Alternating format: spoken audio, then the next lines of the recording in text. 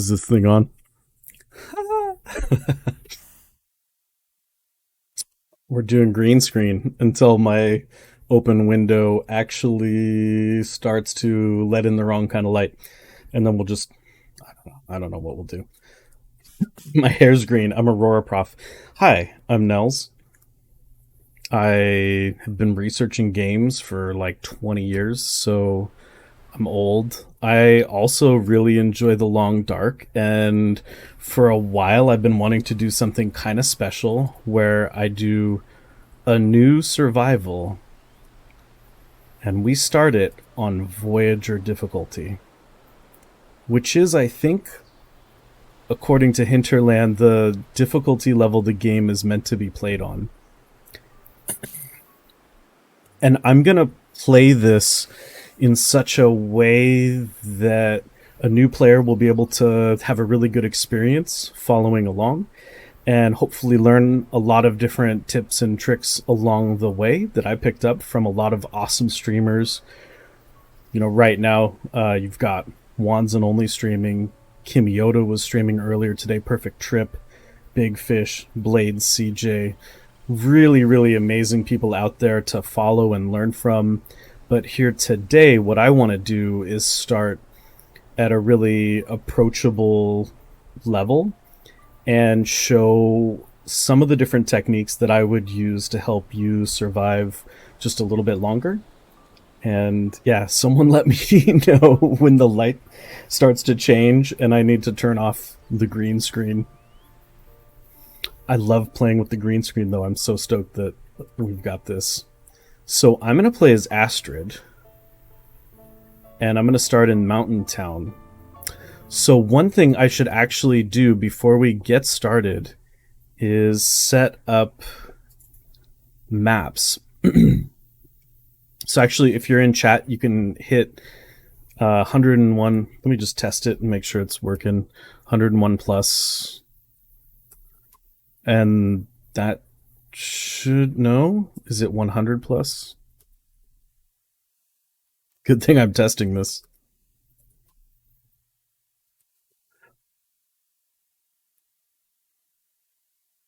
Oh crap, I better figure out what it is. But I have a Steam guide, and one of the first things on there is maps.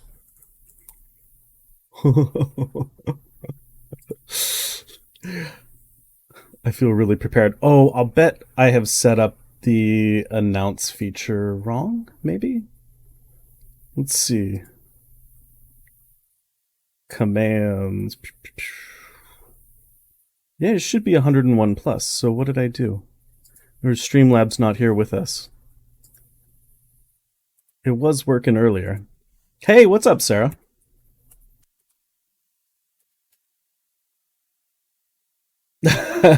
Apparently, my cat is stepping on the keyboard too. I'm trying to.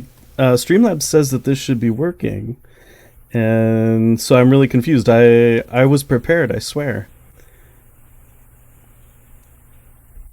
Is Streamlabs turned off again? Sometimes, like in the past, Cloudbot did turn itself off again. I'm glad I knew. Guntech actually showed me that that could happen.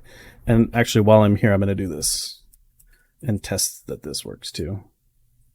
Let's see. Is Streamlabs back? Yeah. Maybe you are. Users in chat. I don't see Streamlabs yet, but hopefully they will arrive, and at the point at which they do, I can just hit that. Like, they will, I don't know, show me what I'm hoping to find here. Hey, but the announce thing, of course, that's not working right. So, okay. Sorry. I should put. I need like a. I've got a BRB screen, but I need one that's like, we're now experiencing technical difficulties with some elevator music in the background. I feel like I need to hum elevator music. You know, da da da da da da. Da da da da da da da. Bum ba da bum. Bum ba da bum. Okay. Now Streamlabs should both be in the channel and working. So I'm going to start as Astrid. Oh, that's right. What I had initially alt-tabbed to do was pull this up. So maps, mountain town. And I'm going to drop this on because, oh, that's huge. But it's pretty fun to be able to drop these just like directly onto Twitch. I'm going to play this like a brand new player. A brand new player would have no access to feats. But I just got Blizzard Walker, and I really want to use it. So I'm not going to use anything like actually pretty huge to the gameplay, like +2 degrees centigrade. Especially in Loper, really huge. Efficient Machine, Fire Master, Free Runner, Snow Walker, all really good. But what Blizzard Walker is going to do is let me just walk around a little easier, which will make it a little bit smoother to show everyone around. And let's do Snow Walker too, so that I can recharge a little faster. And what's like a good name for show yeah, show you around Astrid? Tour guide Astrid. Tour guide Astrid? I can do better than that, but so let's look at this map, and it should tell us like we could actually zoom in pretty hard on it and see where it's spawning us. One thing that's really interesting to keep in mind while you're reading this quote, the game has actually started, and so you can start to get cold. On Loper, you can get really, really cold. So, Mountain Town. This is the first recommendation, though, and so the map is really interesting. I'm going to turn it off for the time being, but we might come back to it. If you ask Athenon, if you ask... I'm not sure if this is Kim Yoda's line as well, but most everyone will say that map knowledge is really key. So I know where I am, and at least I'm pretty sure, I'm pretty confident I know where I am, but as a new player, one of the really interesting things is, you know, you're going to be cold, and you're not going to have a ton of clothing. This is what's really kind of neat too. Like, you start with a bedroll on Voyager, you start with some matches. Following the outside wall can be a really interesting way to figure out where you are. If you can find roads or power lines or any sort of marker. So if it was daytime, you'd be able to see the church in that direction, I'm pretty sure. But you wouldn't see much in this direction. Mountain Town is, I think, a really interesting start because it gives you a lot of resources, but in something like Loper, it's really, really dangerous. Because wolves can spawn around buildings. What I'm doing, though, is just following the outside wall. If we had followed the outside wall and picked the other direction, we would have come across the church really, really quickly. But I'm following this, and already I see a structure. I see some deer. I see a barn. And so in Mountain Town, I think a lot of the spawns will get you pretty close. Picking up sticks can be pretty optional with all of the loot that we're going to find in Voyager, but it still can be really useful, like sticks.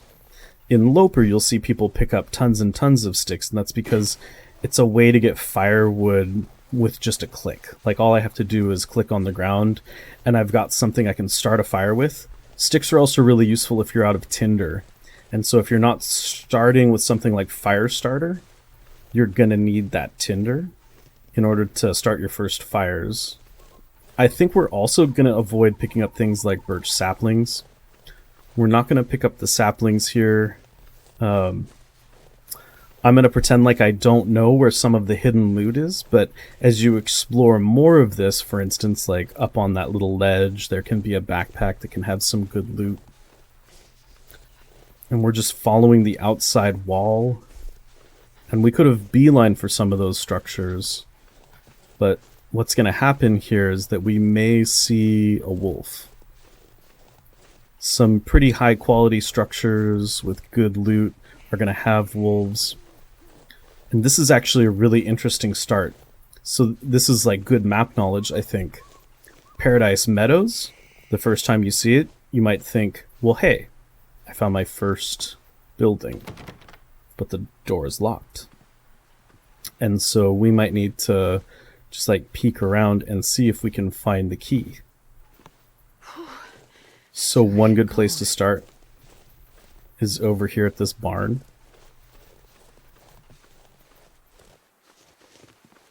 And I'm just going to kind of pretend like I don't know that it's possible that maybe I could find a key inside of the tractor. Fire strikers are really cool. I could use this.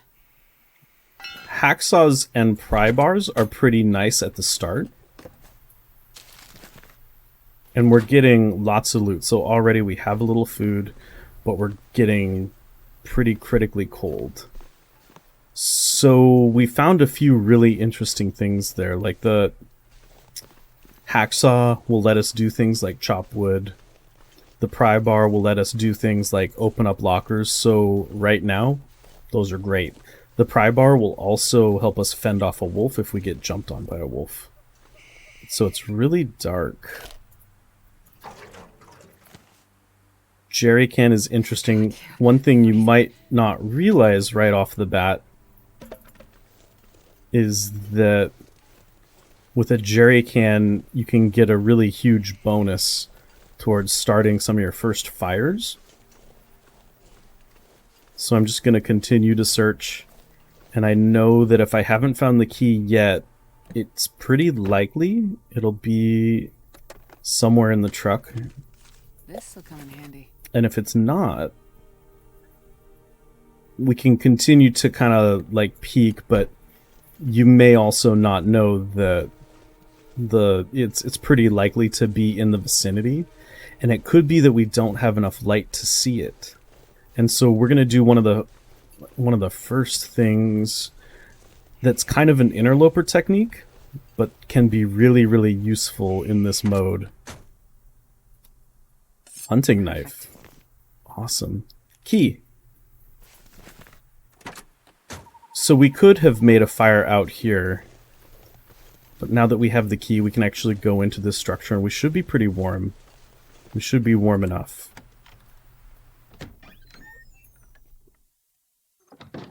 And right off the bat, you're not going to be able to see anything.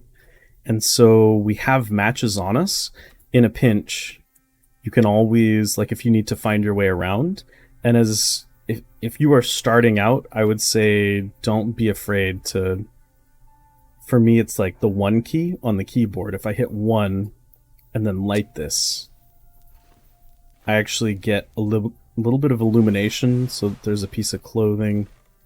But one of the first things I'd want to be looking for is to... Can I actually use the lit match? Apparently, I can't.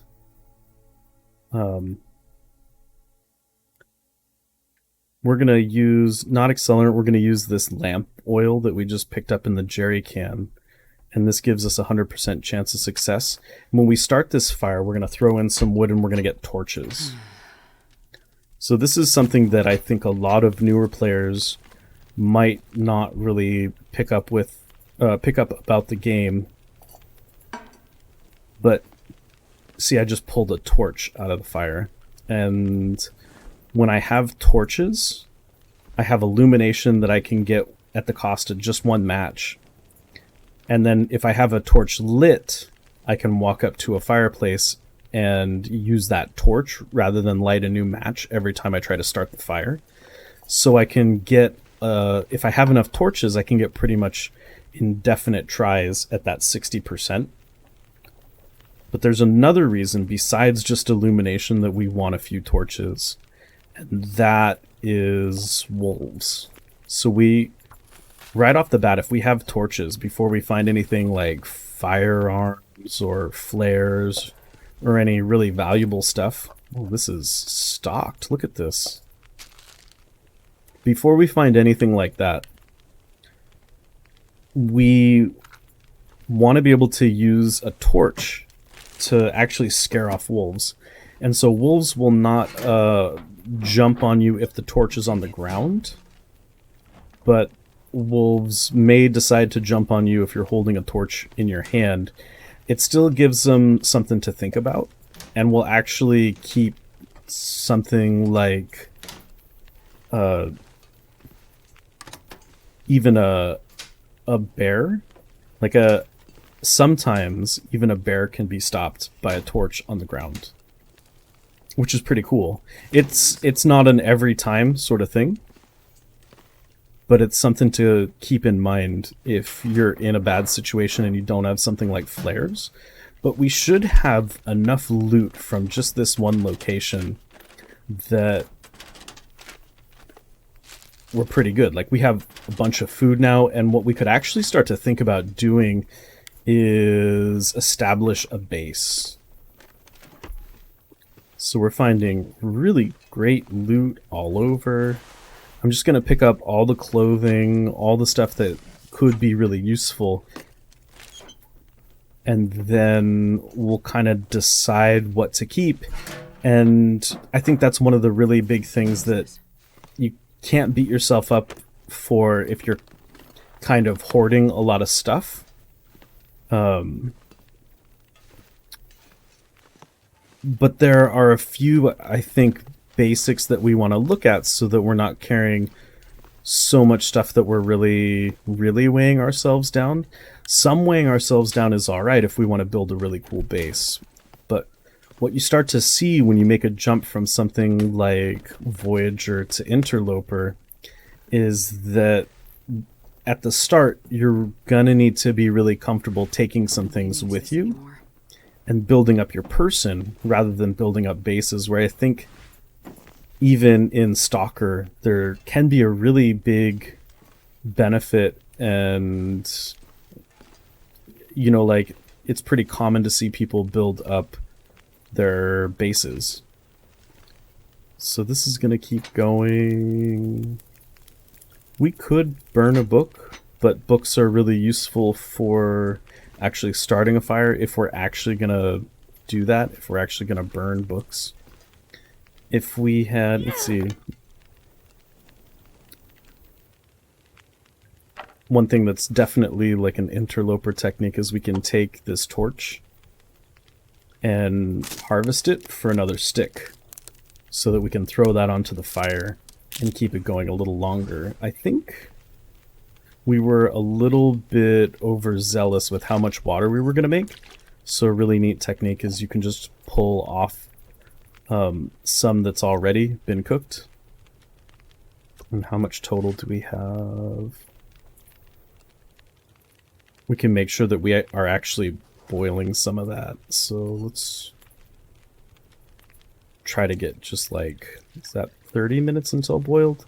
Okay, so that should be just enough time. And then we'll stash some of this not potable water because we don't want to get dysentery. We don't really need to worry about water yet because we have a bunch of sodas. So we can really drink those and recover, but I think first what we're going to do is wait until the morning. And right now, if you want to light these torches, you have to hit add fuel. And I'm not going to feel too bad about using those. I'm going to grab some stacks of paper just so that I have some extra fire starting material. Because before you really have your fire starting leveled up, you are going to need tinder, and you're going to need to be ready to fail some of the time. So here in the dark, I think we can do this. I'm going to use some of those stacks of paper to make some tinder. And that's something we can do in the dark There are things like repairing our clothing that we're not going to be able to do really in the dark. But here we have a hat and gloves, and that's going to be enough to keep the frostbite off of our head and our hands, which is really key. Covering these up, if they're not covered, you'll start to, once you get really cold, accumulate risk of frostbite, and frostbite is permanent damage. There's no recovery from it. So let's see. This is, you can see how much of a gain in temperature, how much of a gain in wind chill protection and protection. What's really interesting to note that I actually didn't really realize until I was well into Loper was that only the outer layer is going to count for the protection, and only the outer layer is going to count for the wind chill protection, like the windproofness. So we've got 2 of these. The other one is not as good. So actually, I think there's going to be a trunk right here, right? One of the things you'll notice that I'm doing all the time is I'm using the wheel. On PC, I'm hitting spacebar to activate the wheel, and then I'm able to just go through and grab something like the bedroll.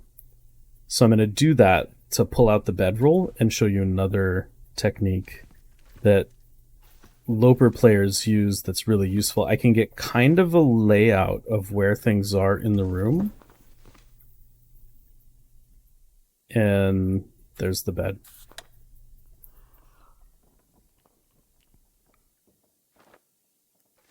And what I want to do now is open up this trunk.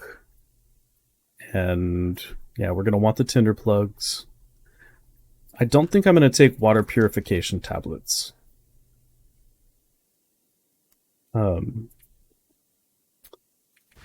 I'm going to leave some of these clothing items because we can potentially... One of the reasons we picked Mountain Town... Hey, what's up, Panna?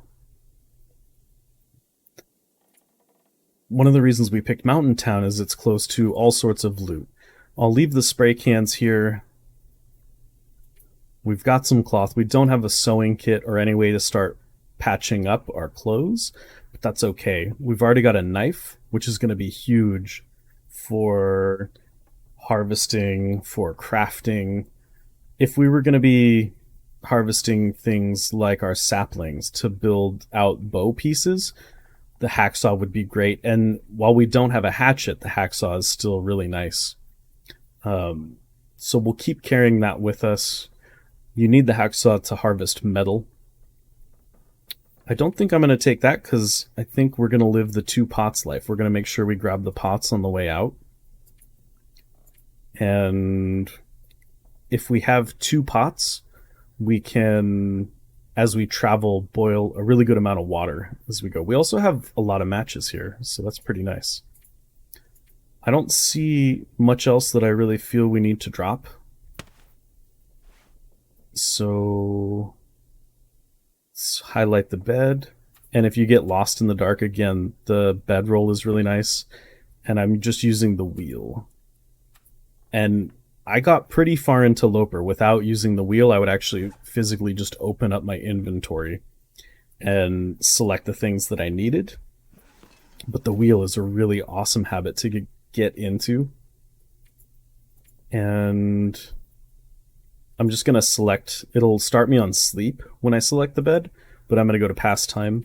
Sometimes it's really useful to pastime in a bed if your clothing isn't great, because it'll actually give you a warmth bonus. And this is getting probably into TLDR, but we'll actually expend fewer calories if we are sleeping. So I'm going to sleep. Temperature is usually really cold in the early morning, so I'm going to sleep and try and get ourselves to just a little later in the day. I don't hear any big windstorms or anything like that. Oh, there's some revolver ammo, because it spawned us actually in the dark, which is, I think, rarer on Voyager. Like, I don't see that very often. I'm just peeking up above and making sure that, we grab, say, our pots. Thanks for the stretch. It's useful. We were just talking about this in Wanza's channel. Having a nice stretch is pretty key as you stream and as you sit. Sometimes you can find stuff like we found the ammo, but sometimes you can find a firearm around here. So I'm just being a little bit mindful. Oh, thanks for the hydrate too. Cheers.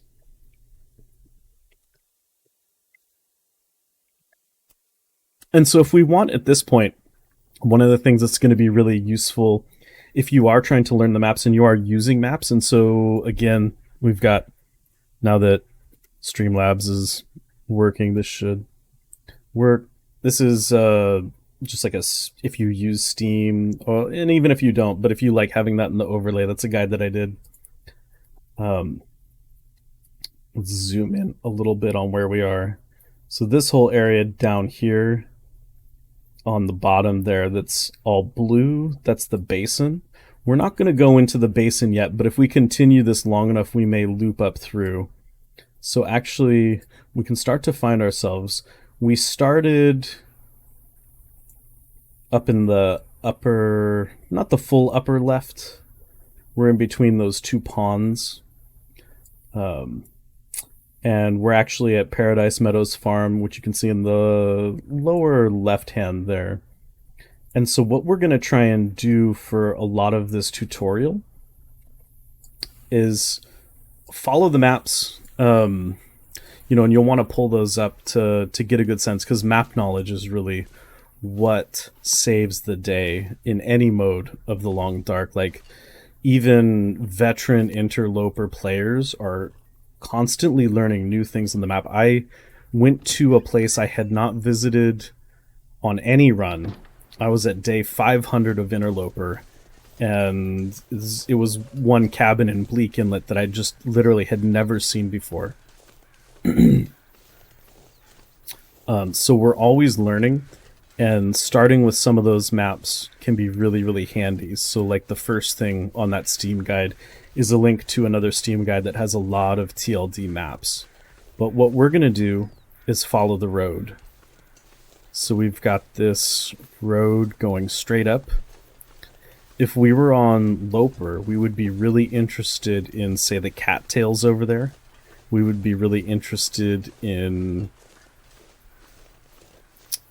not only the food value of cattails and the fact that they don't decay ever, like they're good forever. We'd be really interested right now, without cooking, or fire starting 3 rather, we'd be really interested in the tinder. Right. Yeah, right next to the rope, Shabby. So it's huge. And yeah, Shabby and Hedgie are both really, really tenured players here. So I'm really stoked to have you guys. I don't know, what do you think about this? I do. I've had a green screen, but it's like a $10. It's a terrible green screen. I'm surprised it's actually working. At some point, you guys are gonna have to let me know when it stops working, and I'm gonna switch it out. So I'm surprised we haven't seen any wolves yet. That's one of the drawbacks to starting in Mountain Town. But you see, like, there's all these houses that we can go in and loot, and I'm just following the road. If we do come across a wolf, I do want to show off one technique that I think is going to be really, really useful for folks in the early game.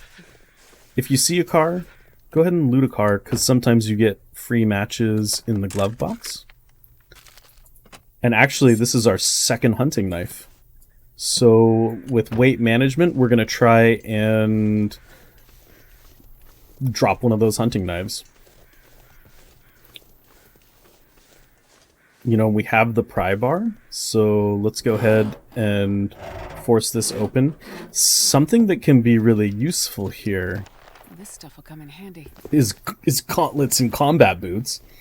But popping the trunk takes noise, so if you crouch, you're actually stealthed. So a wolf might hear you, but they'll still not be able to see you right away, and that gives you time to act.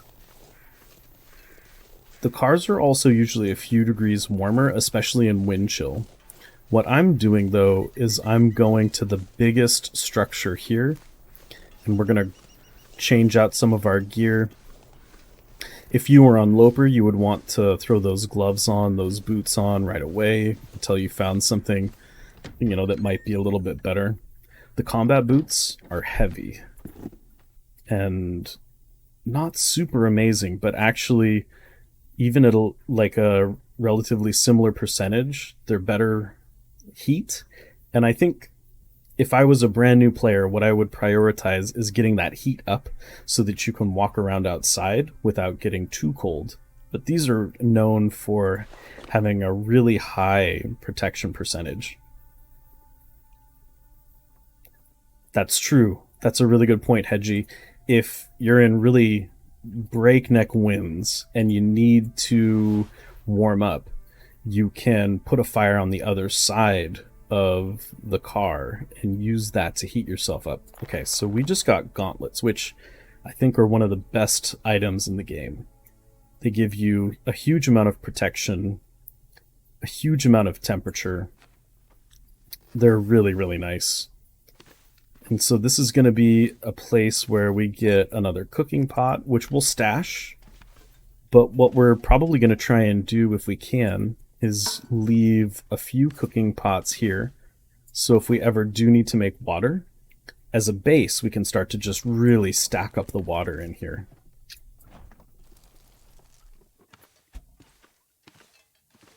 And just hitting these really big high loot areas is gonna be extremely useful. Sometimes there's another cooking pot here. So actually we've found 3 cooking pots so far, and we're not done looting. With the 2 that we have on us, that means we could fill up one of these 6 burners. So I like to travel with 2 pots, but not everyone. Some people like 1 pot, 1 can, so that it's lighter. I think 2 cooking pots just gives me less of a mental workload when I'm trying to balance out, because they'll boil food and water at different rates. Now, we're not going to keep all this. And so a thing about food, if we're not sure whether we're going to be back here soon, is we want to just drop it. We don't want to store our food in containers. But coffee. Coffee is a really important one. So if I look at this, it starts in a tin, but we can cook this into cups of coffee. And a hot cup of coffee, and we'll talk about how to heat up coffee and tea, but a hot cup of coffee is the only item in the game that will heal or replenish all 4 of these status bars in the lower left. If it's hot, it'll bring your warmth bar up and give you warming up bonus. If you're tired, it's gonna reduce that and also give you a bonus to, losing some of that, like getting more exhausted. It'll give you hydration and it'll give you calories. So coffee is really overpowered, and we just got 2 tins, which is effectively 10 cups of coffee, which is massive. Sometimes you need that extra bit of energy to get up a rope. You need that heat, and you'll get it from that. This will come in handy. That's actually really, really nice. So now that we have a sewing kit, we can start to repair our gear.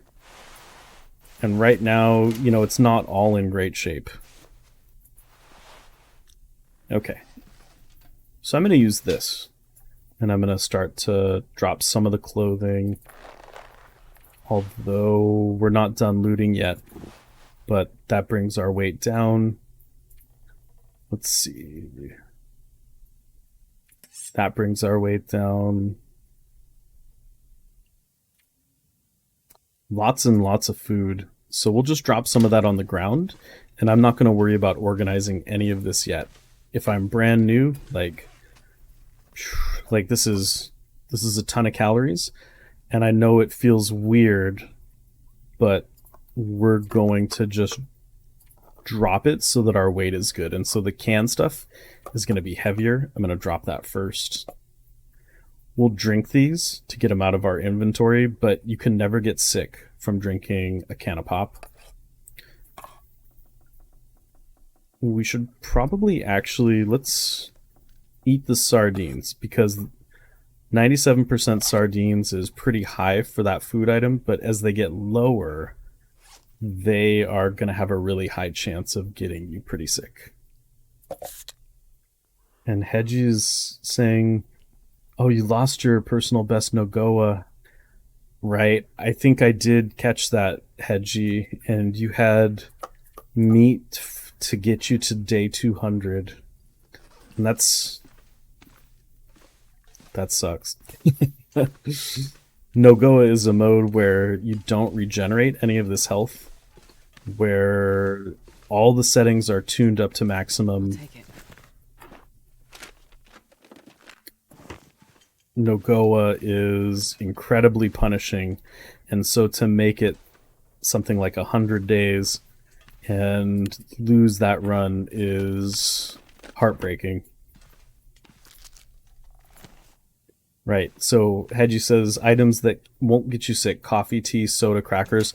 I think also beef jerky. Wands was saying this, and I think I agree. I've never seen beef jerky actually get me sick.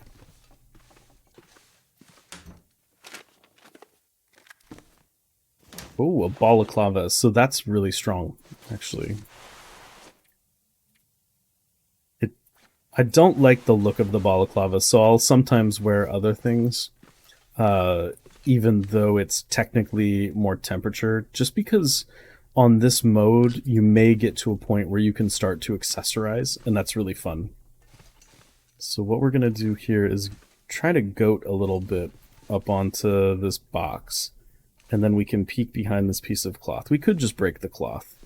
Haha. Here's a cup of coffee. This stuff looks useful.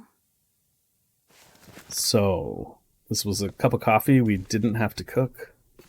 It came pre-made, and even if it's not hot, it still heals your exhaustion, still heals your hydration and your calories. It gives you more calories. Yeah, so you'll see a lot of folks walk around late game with an emergency box of crackers and an emergency stash of cattails. Okay. Don't worry right off the bat if you're not getting everything. I'm not sure that we're actually going to go into each and every structure, but what we're starting to do is stash things in this cabinet, and we're starting to establish a base. And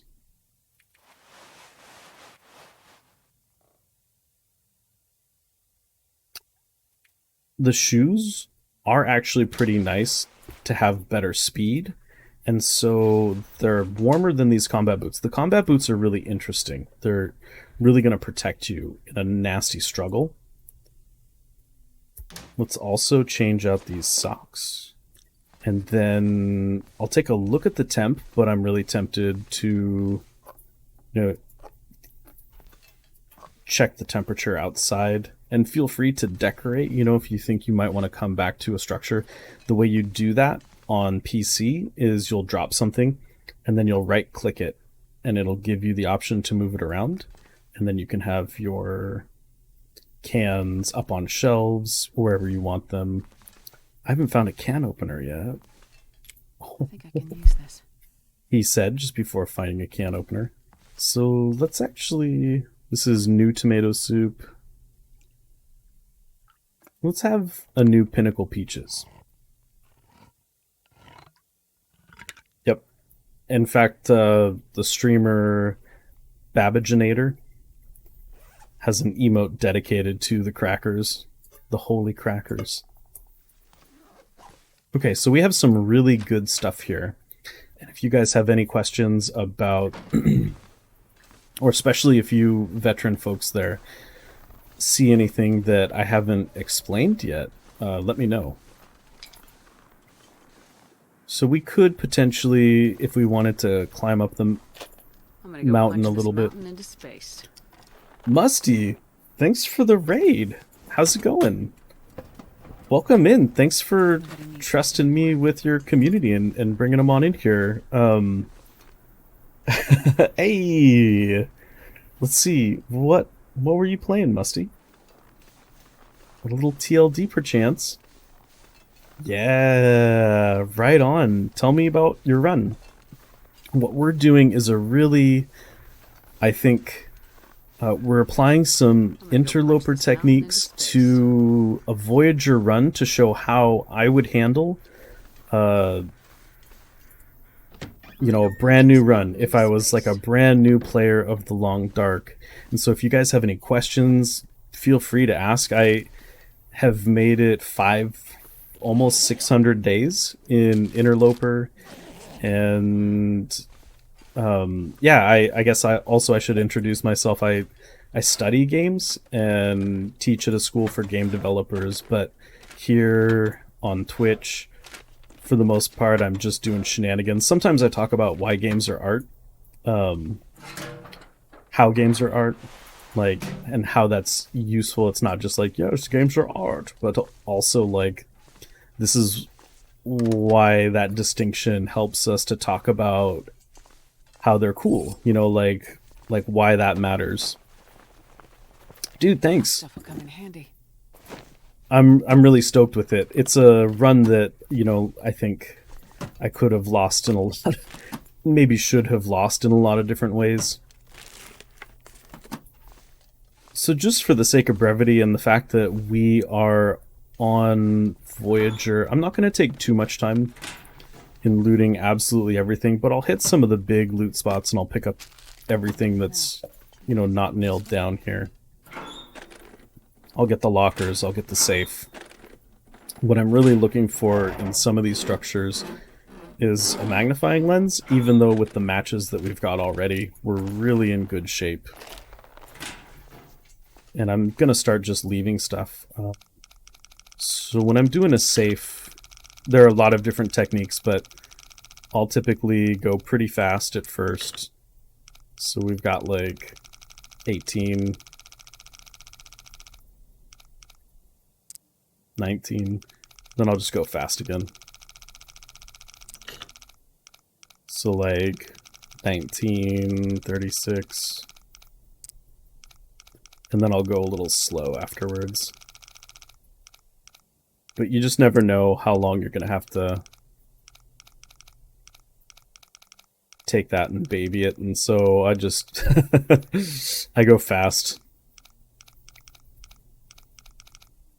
And we'll see what we get.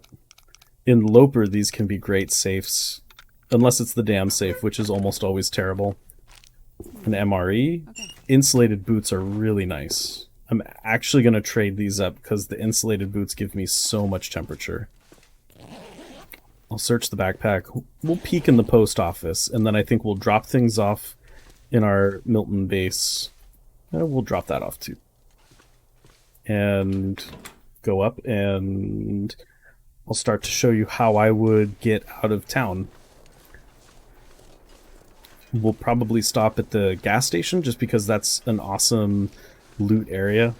If we were really advanced, we would head to HRV, but that's not what our focus is. Our focus here is showing new players how I would do this. And actually, one thing that we've been doing is popping up the maps. So we started up kind of above the Meadows farmhouse. We found the road. So roads or power lines are going to be really useful. We found the road and took that up to the big house here in Milton, then the bank. And as much as there's really good loot that we could find as well, we're going to head down to a climb. We'll take the climb around to try and make our way to Mystery Lake eventually. But exploration wise, like what we started with was following the outside wall because we didn't really know where we were. So if you don't know where you are in this game, you can follow the outer edge of the map. And that took us to the farmhouse. So things I'm dropping, like weight management, especially as the game goes on, what you take with you and what you leave in a base becomes really key. What I am dropping are things I'm not wearing. So anything that I don't actually have on my person, I've gone ahead and put in that cabinet, and I can always come back for it.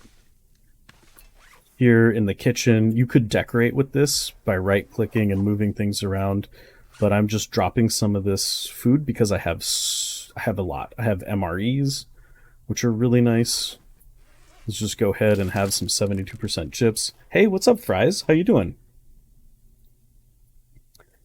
Some of the loot is random. When you get into Loper, what level are you playing at, Musty? Are you playing Loper?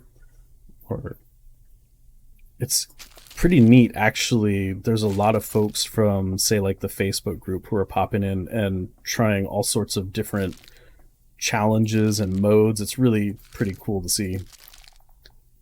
I don't know if I want to take all these sodas.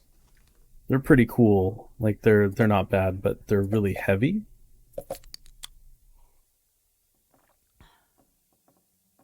Yeah, so inventory management is really tricky.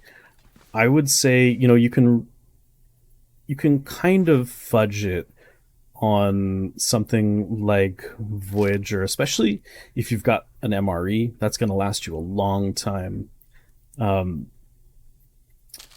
But yeah, things like crackers will not get you sick.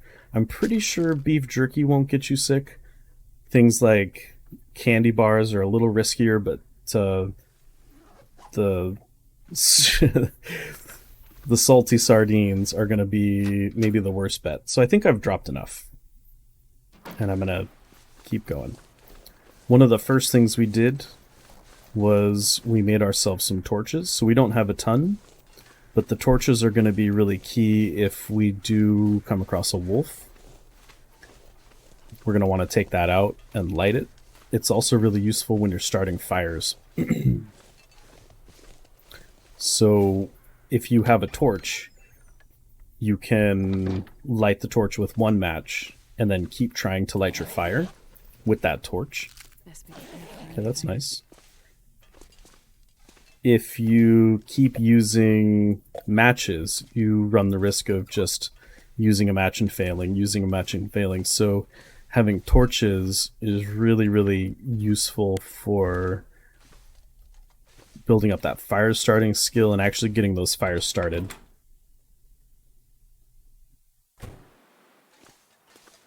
Oh yeah, I'm sorry, Smelly. That can definitely be an issue when you start to cure things.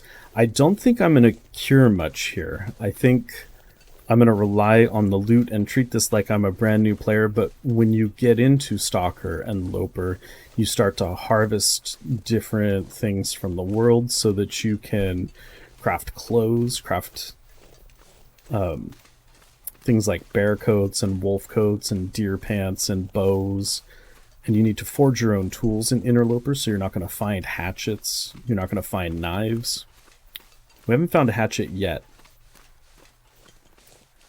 But you see what I'm doing? I'm just following the road. And on this mode, but especially Stalker and Loper as well, you'll start to see lots and lots of wolves if you do this, if you follow the road. We haven't seen a wolf yet, which is pretty interesting. We do hear crows. So the crows are probably telling us that there's someone has passed away. Probably in here. Yeah, we don't need the feathers. And there's a hatchet. Thank you. Yeah, it's nice. We'll search him. Nothing. We have a pry bar. So there's actually 2 locked doors here. On this structure, both of these doors are locked. But there's also the key you need to find at Paradise Meadows. Yep, Stalker has lots and lots of wolves. Okay, I'm gonna see if there's... Oh, perfect. This is exactly what I was looking for. So a Storm Lantern, even on Loper, if you're not totally sure about all the spawns, a storm lantern is absolutely going to be your friend because it'll show you where some of this loot is. So I'm going to start indiscriminately just picking up everything, but I absolutely want to stash some of it before I move on from this place. So we're going to stash some just like in a centralized location so it's easier to find later. Charcoal is nice if we want a map. Ooh, energy drink. We don't get that in Loper, so that makes me happy. It's pretty neat. And yeah, I've sort of... Okay. I don't really want to loot any more food, because if it's out here in the world, what's really interesting is, like, even if it hits 0%, it won't despawn, it won't go away. However, if 0% food gets put into a container or is in a container, it will vanish. So we want to leave that stuff out. We want to leave food out in the world, or place it out in the world, so that at least with, the current build, we don't lose it. And that was something, I found all sorts of interesting ways when I was a new player, with rock caches, and, I was placing things, food inside of containers in ways where it was just despawning. And so I would definitely say, like, be sure you're putting your food outdoors. Right, once a whetstone or a mending kit, sewing kit is done. Punch this mountain into space. Shiggity! 4 months. Say what? 4 months, say what? Dude, welcome in, Shiggity. We're taking the Interloper techniques and we are applying them to a Voyager run as though we are brand new players. So map knowledge is key. I'm going to hit it one more time. This is a Steam guide. And like, I put the Steam guide together, but the first suggestion on there is actually maps. And it'll lead you to another Steam guide that has a great collection of those. And so we're actually peeking at the map here and there. So let's take another peek. If we were trying to learn the maps actively, and we had this open, right now we're at the gas station here. So like here if you look at the top, we're right getting close to the bottom of this side of the map, but we're going to do a climb to get to this cave. And that's going to take us to another zone. So that's where the map would be kind of useful, because the road is going to end here. And actually, before I go, yeah, we look pretty good on that. Let's actually stash some of this clothing. And I'm just going to stash it out. Oh, I can't put that on. And that's actually worse. So let's just drop it. There's all sorts of clothing we probably could have found in Mountain Town that would have gotten us even warmer and ready for action, but not everyone's going to find all of that.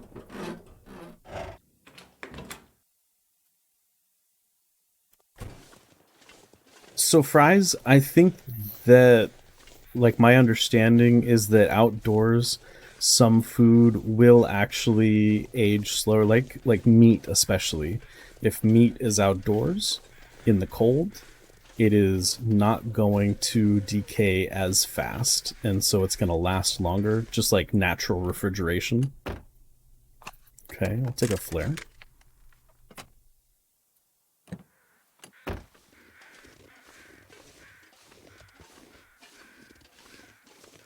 In Interloper, which is what you're doing, Smelly, like, you'll find so little old world food that, there's things like crackers that Interloper players will definitely save.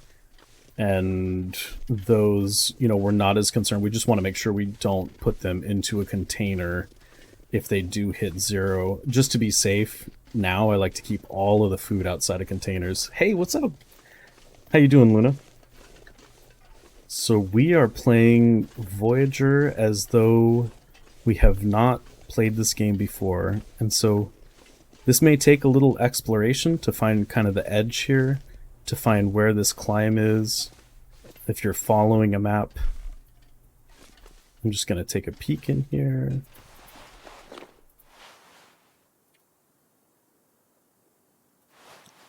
Just going to drop that too, because it's not better than what we've got.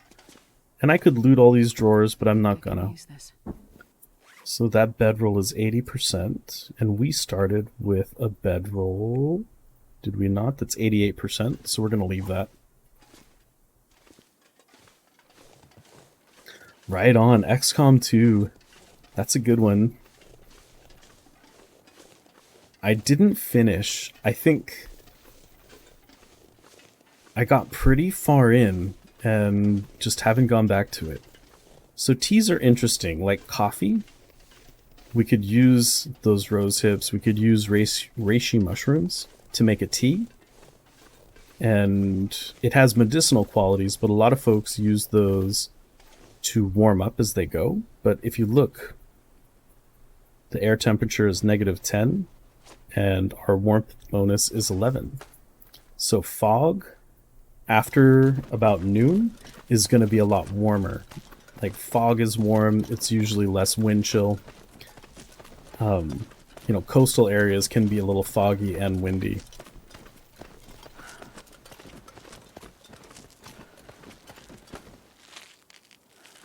Temperatures are coldest at morning. They start to get colder at midnight. They start to warm up at noon. So sometimes the evening, the late day, is a really, really nice time to be out and about. I am using some feats. So I did want to treat this like a brand new player that didn't have any feats. But I just got Blizzard Walker. And oh my god. I'm really excited to try it out, and it also, I think, will make things just a little bit smoother for our purposes here. But yeah, so I have recover stamina faster, just in case I want to recover that after doing a little sprint like that. And I have Blizzard Walker so that I can just cut through really high winds, so that we're not waiting all day for me to go, you know, 5 feet because the wind's in my face.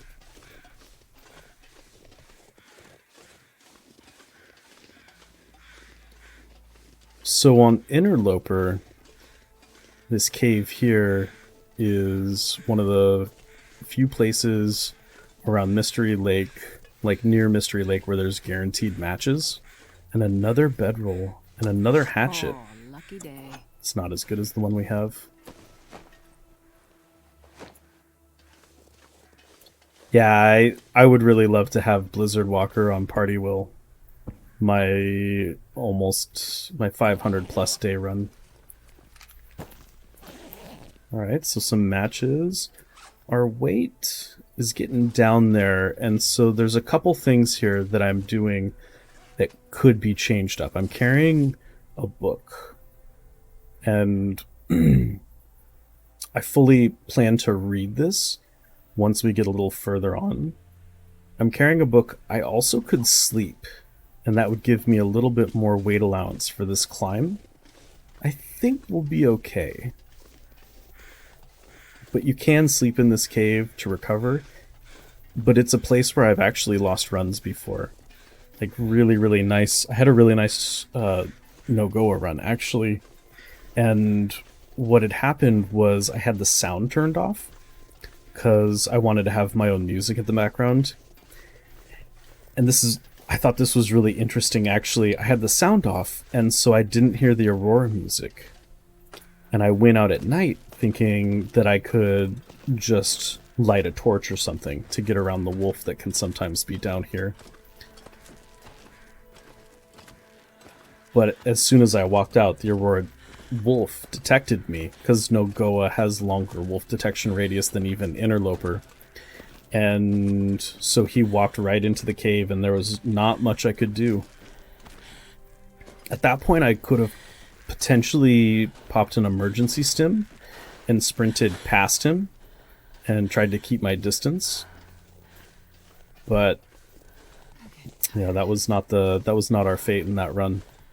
But one of the really important things to keep in mind when you're playing survival is that every run is a learning experience. And if you have that attitude, if something gets you, or like you feel like you made one critical mistake, you learn from it. And it's one of the really neat things about this game.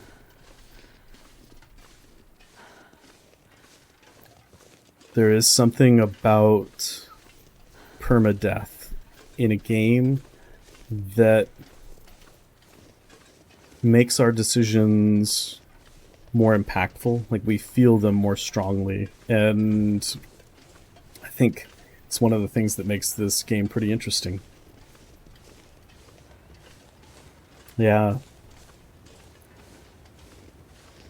That's definitely right, Smelly Fries. Like, I may have like a long Loper run now, but when I first started, I died a number of times. I'd never been to Ash Canyon when I first started Loper in any run, and so I was getting Ash Canyon spawns and thinking like, oh my god, I just have no idea where I am.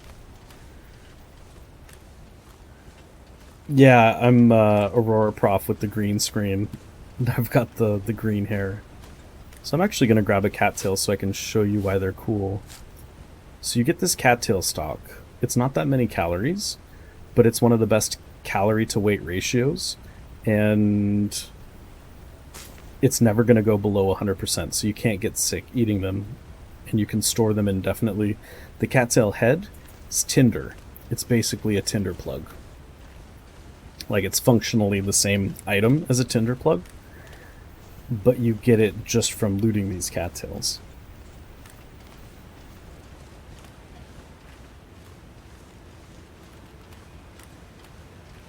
Yeah, when you do get that first bow, though, Fries, it's a really nice feeling.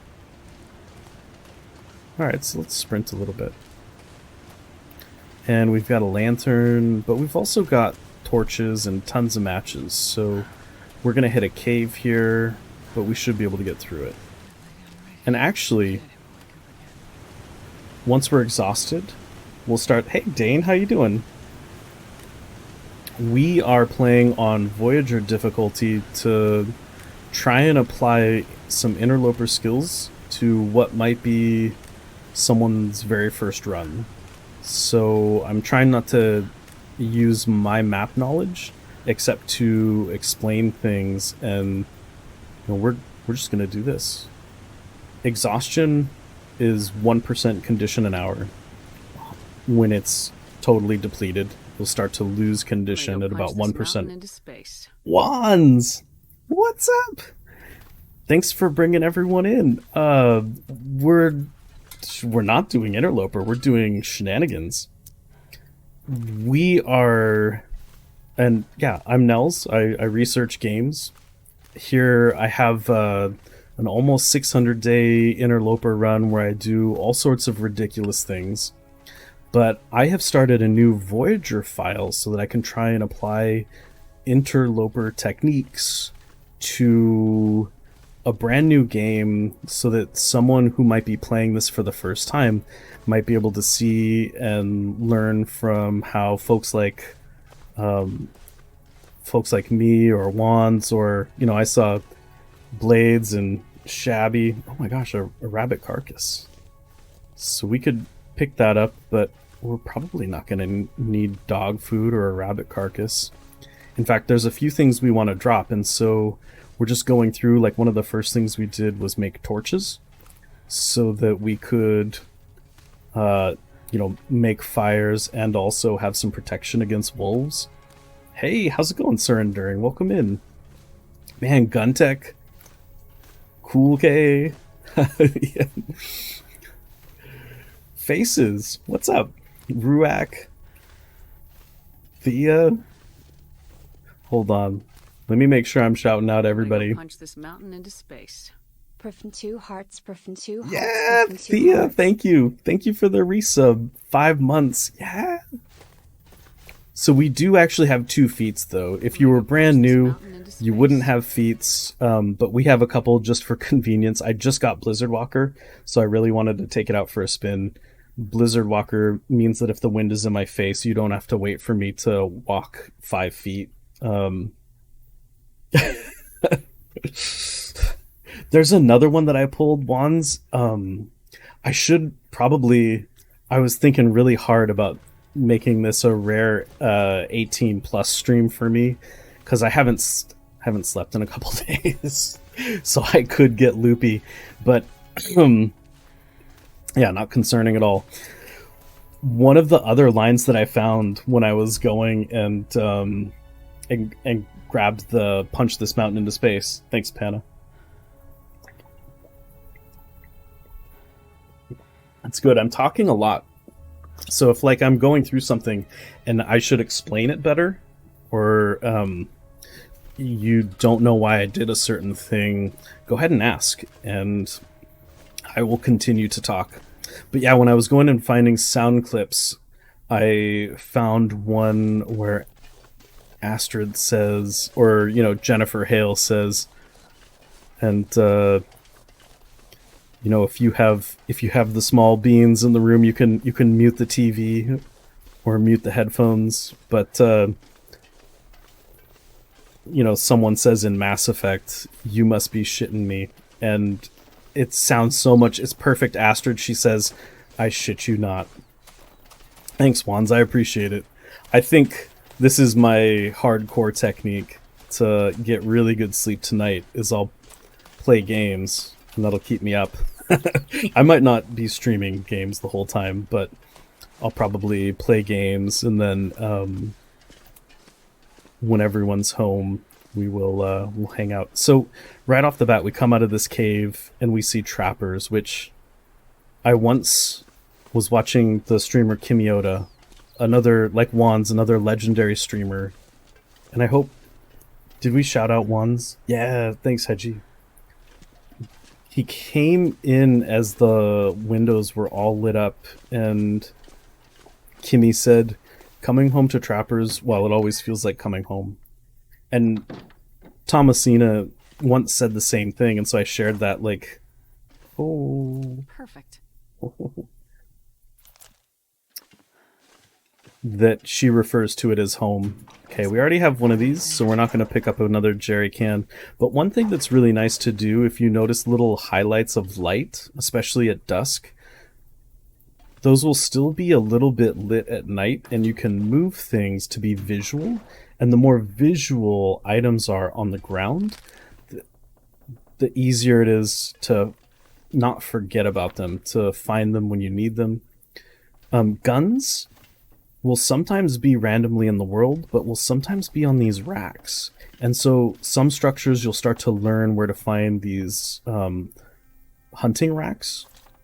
No guns in Interloper, but we're going to take that so that we want to show off some torch skills with the wolves first. Dude, thanks, Guntech.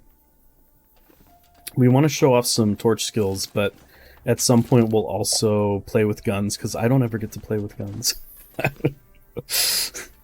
It's been several hundred days of in-game time, and I have not played with guns. But okay, so we're gonna loot this, we'll check inside the safe, and then we're gonna drop some things and store some things. So one of the things too, before you spend too much cloth repairing everything you've got, is see what you can loot. And here we're going to use the technique, I'll just show you outside, that we used when we first started, and we couldn't actually see any structures because it was Voyager, but they actually spawned us at night, which feels pretty rare. And this is a technique I got from Wands, so cool that you're in here, Wands. Follow the outside of the map. So in this guide that's in the Steam overlay, if that's useful to you, there's another Steam guide that lists tons of maps that the community has made, and so that's one thing that we're kind of looking at as we go. I don't think I'll display maps anymore, but we popped up the map for Mountain Town a few times just to show where we were and how to keep track of that. So I like to go pretty fast for the first two. 7. Sometimes you'll get them right away.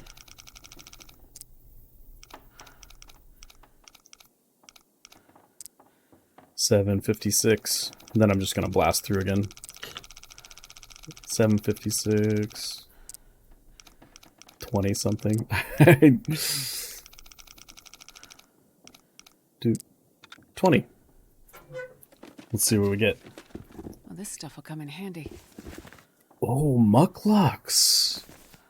Ear wrap. Well, I never get to wear mucklucks. So one of the fun things is you may notice that a piece of gear that you've got has not as nice stats. But if it looks cool and you're still warm, why not wear it?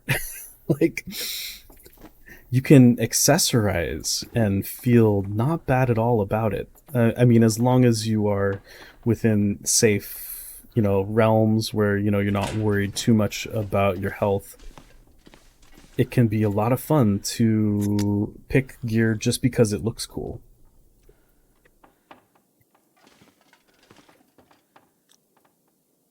Hannah, it's been a while since I watched a lot of anime. Is there one that's, I don't know, really caught your fancy at the moment? Did they take out the window lights blades? That's true, yeah. Those mucklucks we could wear down until they're ruined. I actually don't know if I can sleep for 11 hours. In Interloper, 9 hours is the most you can sleep without getting totally dehydrated.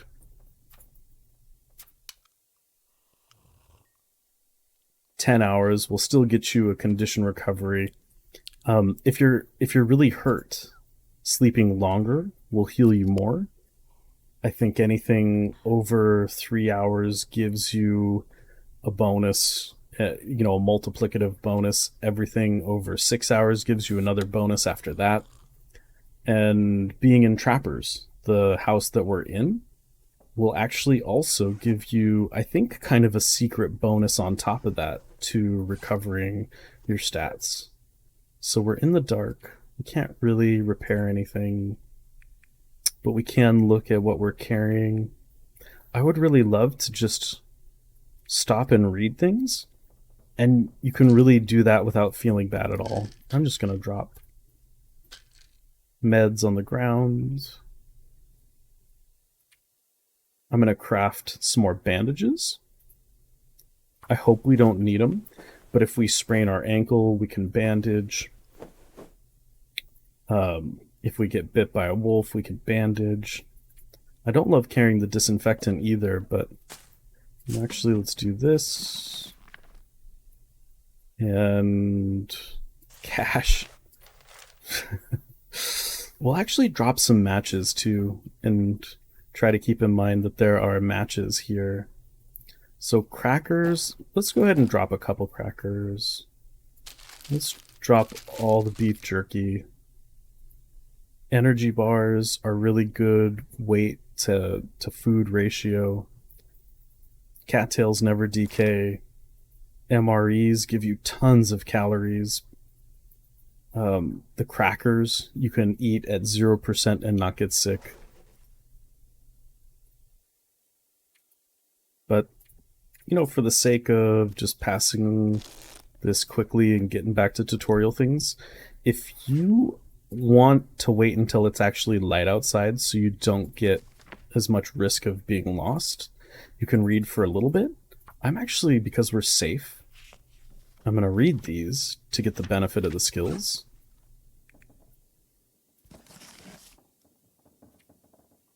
Cooking is really, really awesome. At cooking 5, you can eat even fully ruined steaks or fully ruined old world food, and at cooking 5, you won't get sick. Right? Is that right, guys? Like, old world food is also totally fine. Right. Sodas aren't going to get you sick. Teas aren't going to get you sick.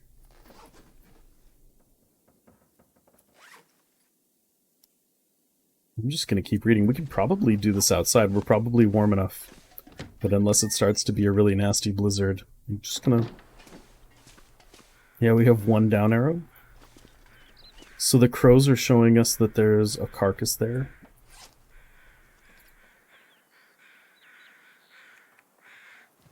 But what I want to be able to do is just drop these guys. Yeah, we're actually doing fine on temperature outdoors. I'm going to drop those books inside. Yeah, raw meat will still get you fish. Raw will still get you sick. Raw fish will still get you sick. The loopiness has begun.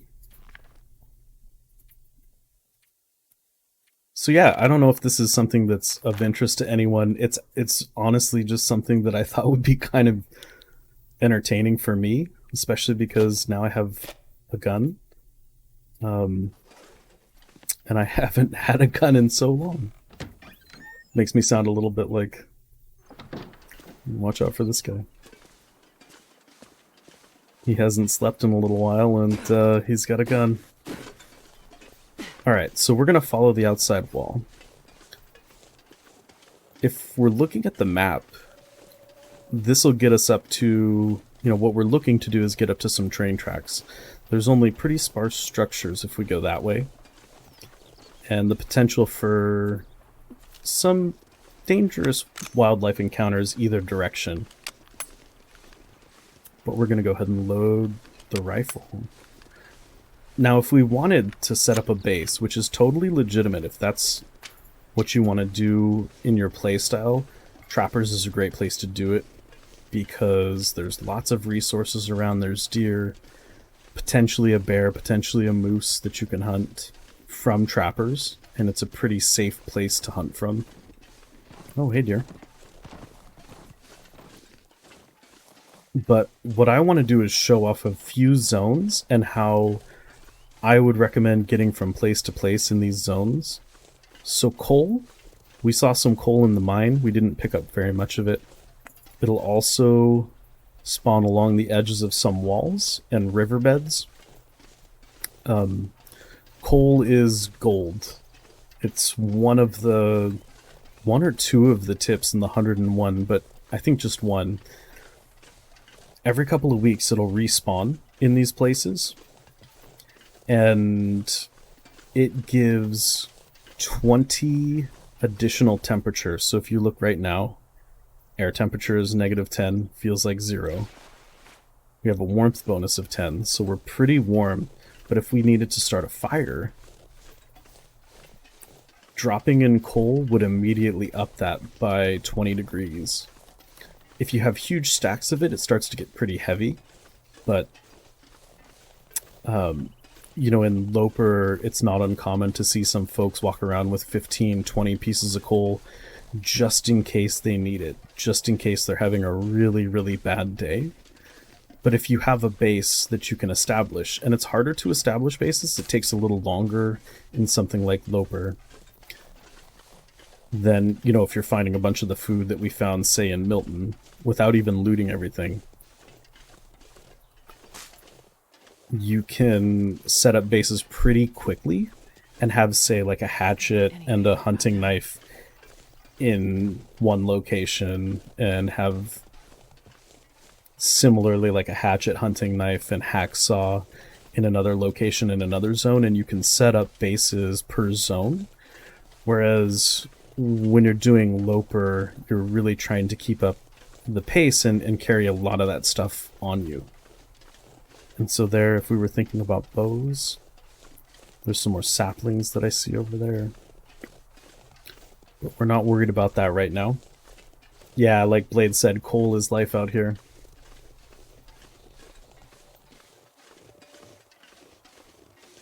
Yeah, there used to be a timer, so you put in a piece of coal and then you had to wait a certain amount of time before you could drop another or another. And so it was tricky to get the same amount of heat. But now if it's -80 degrees Celsius below, you can drop 4 pieces of coal and actually get the temp up to where you need it to be.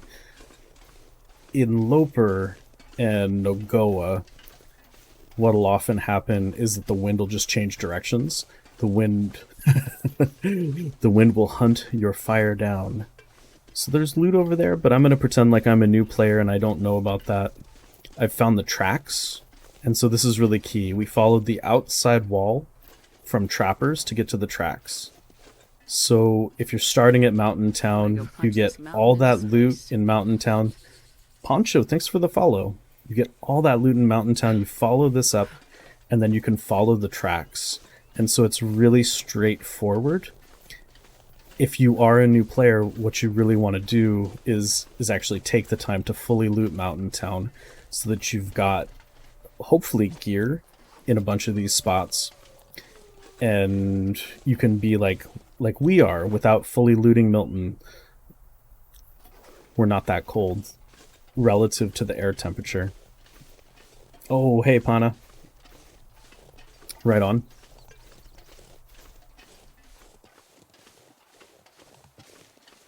The 8-bit legend. I'm gonna go punch this mountain into space. Jetpack, hey, welcome in, man. How you doing? Long time no see, man. Hope you're doing well. Yeah, we're playing this like a brand new player. I'm gonna go punch this mountain into space. Poncho, thanks for the sub.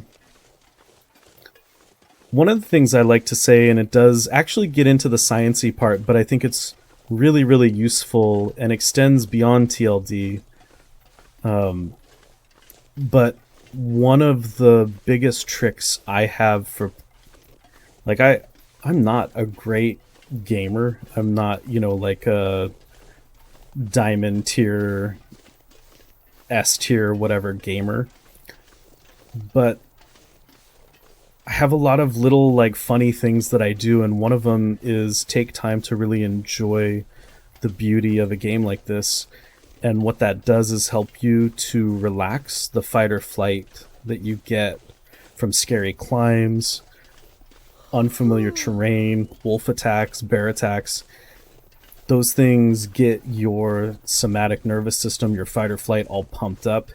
And that's literally pumping blood away from your brain and into your muscles, which, like, IRL, that's really good, right? That's what we want in a wolf attack. But playing a game, all the blood in your muscles maybe has some benefits, but it's limited. We want to be able to think clearly, so relaxing and enjoying, like, snow falling and just, like, the beauty of the game is really, it's OP. Like, oh, dude, thanks, Conky. I really appreciate that, man. And you, I think, you deserve that, man. Like, for folks that don't know, Conky was freaking robbed by a bug. When they patched things, did that actually, I don't know if it was the same thing that Joey, now Maddie Freshwater, experienced, but he said that his run was actually showing up now, that, like, he can actually save his game and get through it. I'm just gonna eat some pork and beans. Faces, thanks. I appreciate that. The file is just gone. Probably useful. Alright, I'll stop talking about it. I'm sorry, man.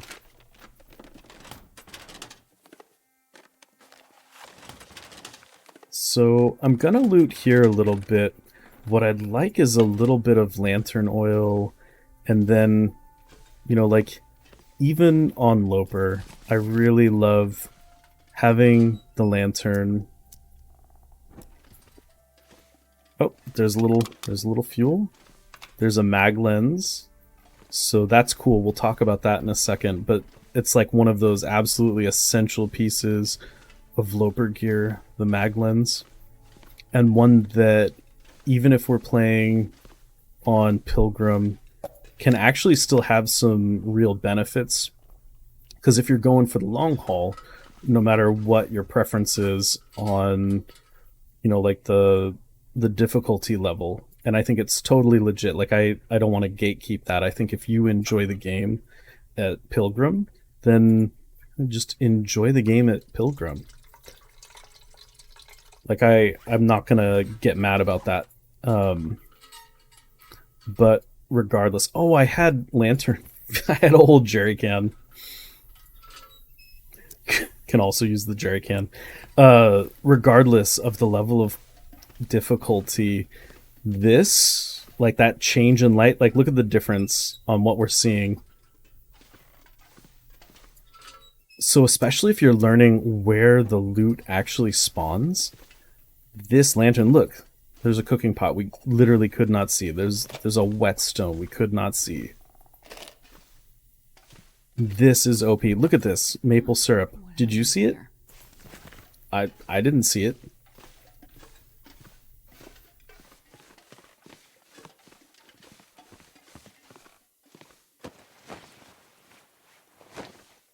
Yeah, and that's something that I have already said, but just to mirror what Conky is saying about the community, if you are here, like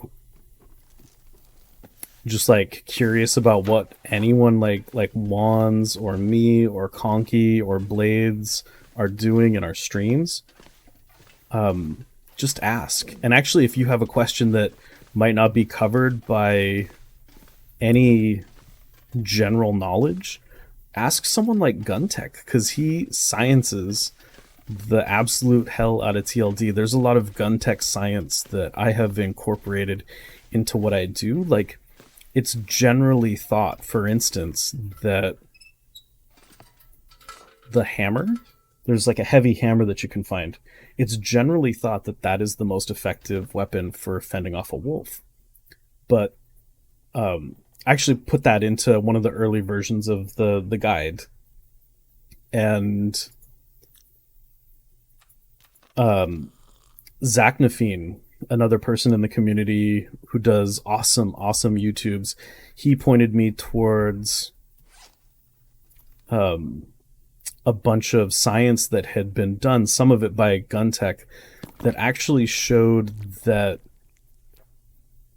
the hatchet, and I don't know if it's just the improvised hatchet or if this one, I think this one's probably included, and actually we don't need this anymore, but the hatchet is more effective in terms of you'll get fewer bleeds or other, like negative effects like sprains. The wolf will get dropped off faster. You can craft with it. It's just in general like really useful overall. We'll try to research this before we actually leave camp office where we're at right now. And I'm not even going to drink. I'm going to see what happens if I just sleep for 10 hours. Yeah, right. The Hinterland forums are awesome. They also have screenshot contests if you're on the forums, so you can submit screenshots and they'll actually post a lot of those to their Twitter weekly. And so it's totally possible, like if you want to share something really beautiful you saw, to do that on those forums. Hard Street, how you doing? Oh, OP. So Faces, if I say OP, I mean overpowered, like really strong, like insanely strong. Okay, so let's do what we did before and look at our weight. So I'm gonna drop that, but I'm gonna pick up a different version. I'm gonna drop this and this. We could actually sharpen up our hatchet and our knife and then drop things, but you know what? And I don't even really care about eating an MRE. If you have the food and you need to eat the food, eat it, because if we're doing this, if we're keeping a decent pace, especially in a mode like Voyager, we're going to find a lot of goodies. So I'm actually going to stash some matches too. I don't want to carry around, you know, an extra 0.3 kilos in matches. I'll drop a couple sticks. Okay, so the mag lens, let's talk about that. Especially if we have mag lens weather. And actually, since we're here with cloth, let's just peek. If there's mag lens weather, we are going to travel. We're going to keep traveling. But if there's not, we're just going to start fixing up our clothes. Okay, cool. So we want to be mindful of the wind, because wind can always pick up and blow out a fire.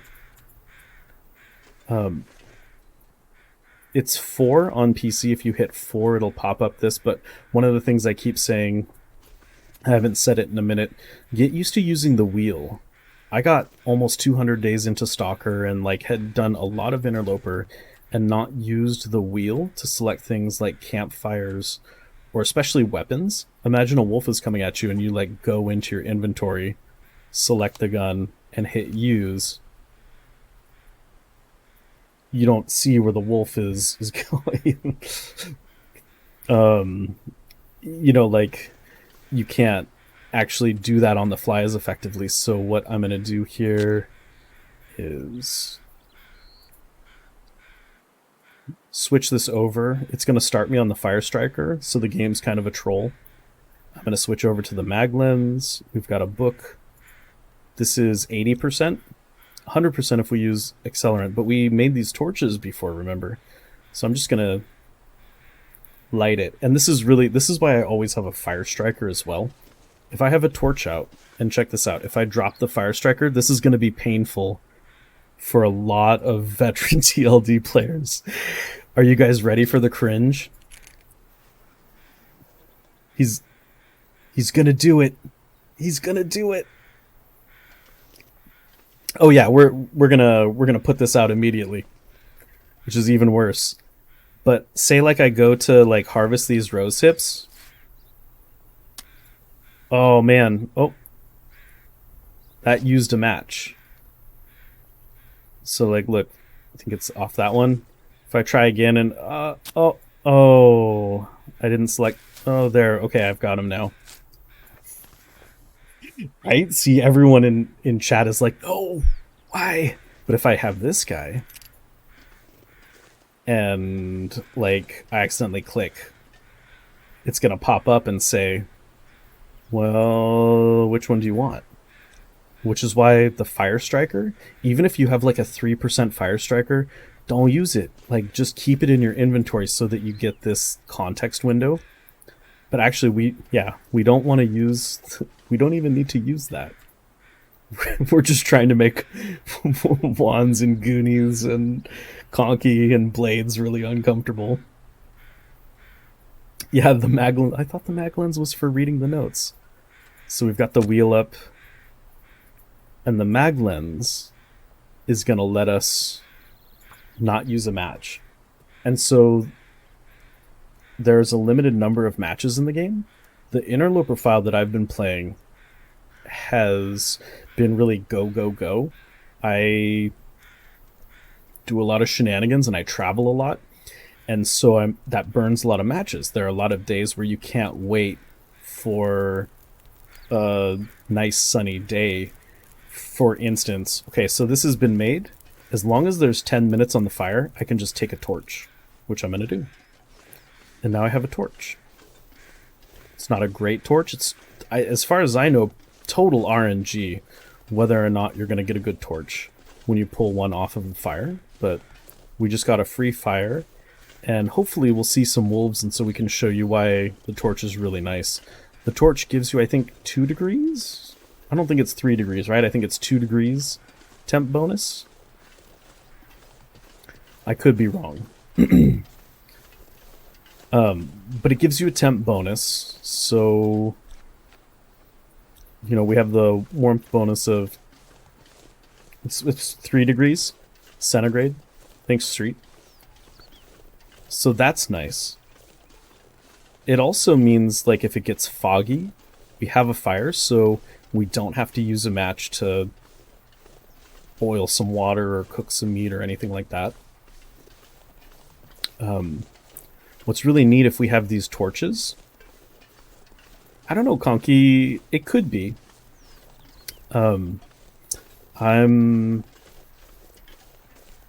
Yeah, I mean, I'll take a look at it. I have, as far as YouTube is concerned, like, for a second there, like, not even shorts were, I was not really digging YouTube. So when we moved, I got in. Yeah, let's check this out. So that fire is still going. Oh, I missed. But I have the fire striker. I can light the torch with the torch. And then I still have the fire. And that's good because there's a wolf right there. Oh. But even a new player might notice. Maybe there's a way I can walk up on that log. And indeed. So we already have a cleaning kit. This'll come in handy. It might, but I'm not taking it right now. Okay, so he sees us. If I have a rock, I can dab, and he'll run away. He's not going to go past the torch, but if I walk up to him and I'm just holding the torch, he'll growl at me, and eventually he might decide to jump. It's the rock dab. Oh, so there's another carcass there. If I was really hungry, I might decide I want to go harvest it on something like Loper or a Dead Man Challenge. You want to get those deer so that you can start to make things like deer pants, because other clothing is going to be pretty scarce. Look at all that sprint we have that we're not using.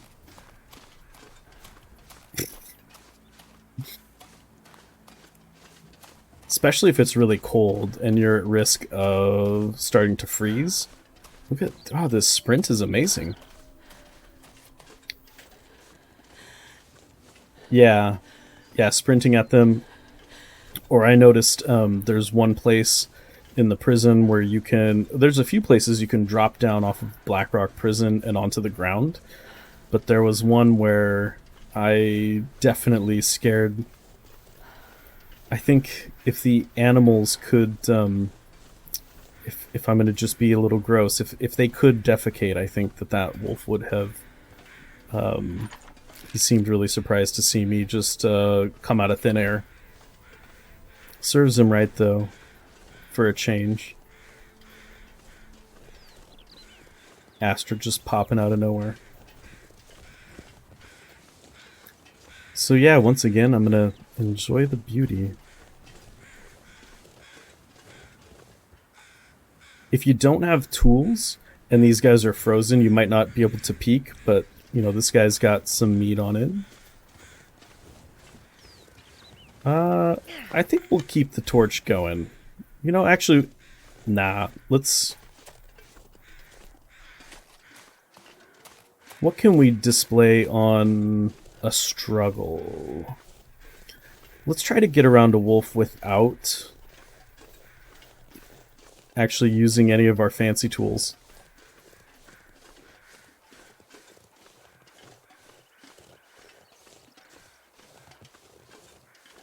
Right, yeah, so that's a good one, Blades. Like, you can sprint at these guys, and sometimes it'll scare them off, and sometimes it won't. It is a definite feeling of asserting dominance. There's a particular, it's a vibe, it's a mood, as folks say. Sometimes you can see a moose here next to the dam, aka the damn moose, or that damn moose.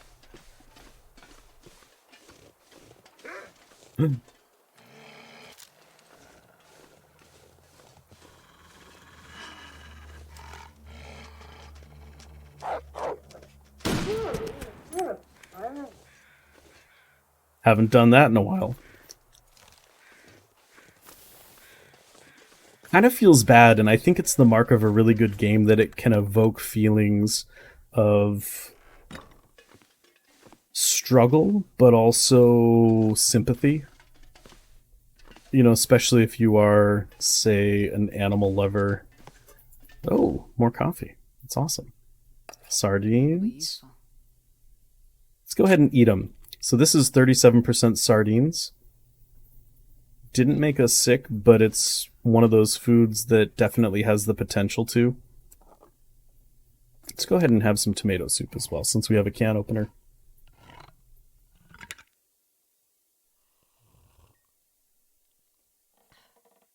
So those wolf struggles, though, can always be the end of your run. That can always be where something just goes wrong, and when they do jump on you, you'll have a few options of what you want to use to defend yourself. You can misclick, you can fail to click, and they get on top of you. If we wanted to follow the tracks, we would get to an area called the hospital by Wands. This is like Wands' term, but it's filled with this birch bark.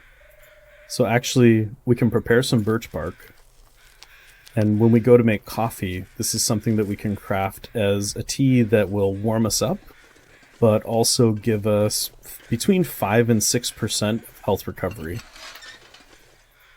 I like to close this behind me. If the wolf is out here and you don't necessarily want to open up the gate and just engage him head on, what you can do, and I first saw the streamer Rand Althor use this technique, but it's a pretty common one. You can get up on top of this ledge here,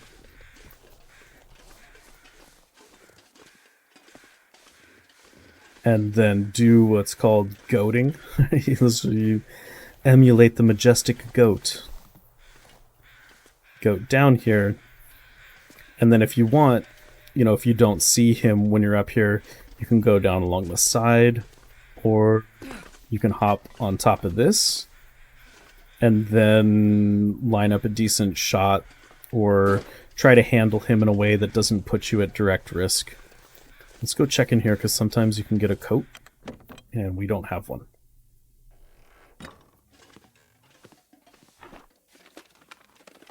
I really like to imagine what these books are. The ones with the axe. Oh, so that's our second ear wrap. We've got double ear wraps. And let's go ahead and drink Stacy's grape. It's heavy, but we can use it to hydrate ourselves, and I'm just going to leave other food on the shelves so that it doesn't despawn if it hits 0%. Sometimes there's good stuff in here, but I think I can use this. Let's compare. Yeah. And I'm just going to drop those as I go. If we were really wanting to be diligent, we could take those and put them in our base per region and really take our time and go back and forth. So tools. Nobody needs this anymore. Interesting, but I'm not going to take those right now. I'll take that, but not that. And actually, I'll move these over here just so I see them. And I will take this. And so if we look at our clothing, we've got these mucklucks. If we want to repair them, we need cured leather. And actually, we can get that from one of the items we just picked up. So it'll take a little experimentation if you're new to, like brand spanking new to TLD. Figure out which of these will yield what, but you know, you get like a little audio cue that it sounds a little bit leathery. We're gonna take this and see if we can happen to get a good repair.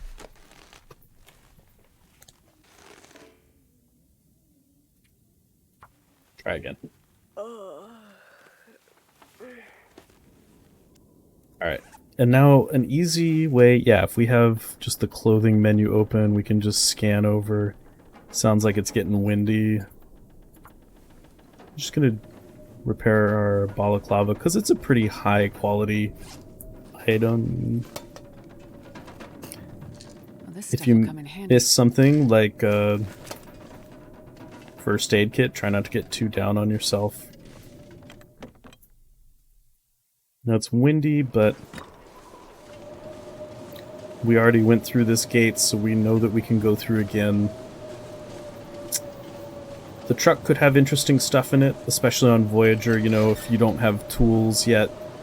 If you need matches, you know, searching the glove box, searching on top of the dash can be really useful. There's another deer here, because we've got tools, we can actually just check. But we're going to go into the dam, and it doesn't matter that it's starting to get dark because we've got that storm lantern. So I love the storm lantern just for finding new locations for This will come in handy. old loot. So there's another storm lantern next to a jerry can right here, which is pretty cool. Like, if we're ever coming this way, we know that we can just pick that up and use it. And we could go through all the drawers if we wanted to, but we're just going to hit some of the high value ones. I'll take it. Is that better than what I got? So that's going to be a big question with a lot of these. Is that better than what I got? Nope.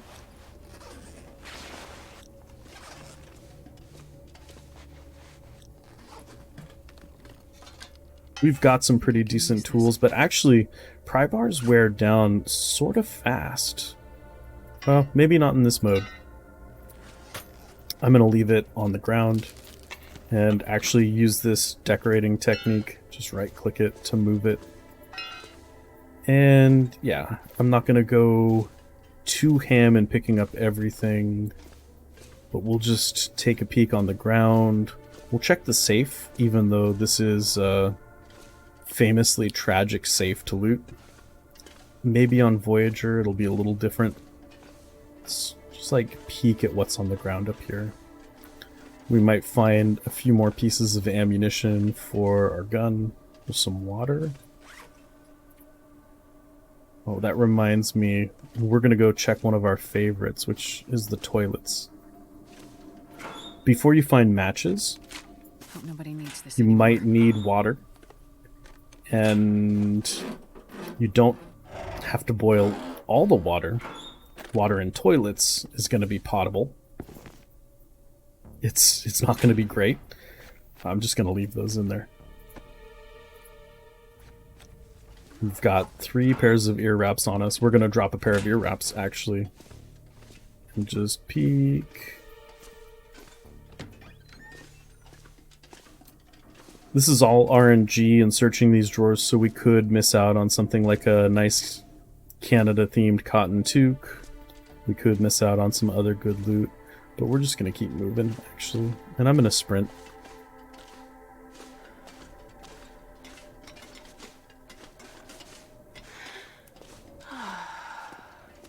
Let's see, what other things have I not really covered? There's another pry bar, so that's 2 pry bars pretty close to one another. I'll just pick up a big box of ammo, sure.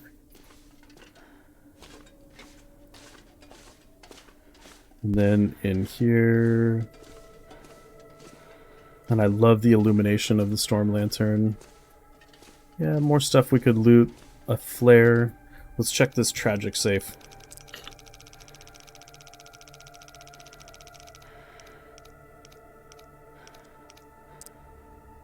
$12.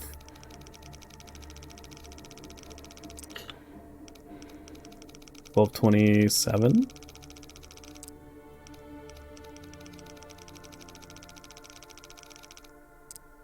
Oh, no, more like 28.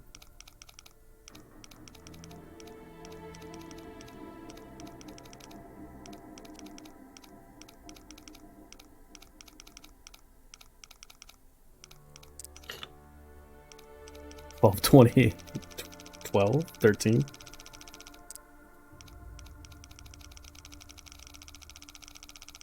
And so, oh my god. If you do watch folks like Wands, he's got a cool game, and some other streamers do this. I just forget sometimes. Guess what's in the safe. Can be pretty entertaining.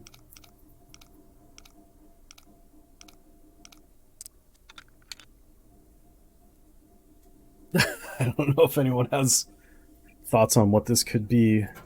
Let's check it out. Well, this stuff will come in Ammo, handy. maple syrup. So not as terrible as what you might expect, say, in Loper, where it's a lot of the times like beans and jeans or cash in a book. Yeah, it's very often the worst of the trash loot. Yeah, but this was, I mean, for that safe, that was really good loot. Come in handy. Just gonna check them because they're safes. Marine flare. Yeah, we're not gonna take it. Hopefully we'll find some if we decide to keep doing this until we get to Bleak Inlet or Blackrock. So the path that I want to take, that I want to show off, that I think could be really interesting for a new player and get you into a lot of different zones. We are going from Mountain Town to Mystery Lake to Pleasant Valley.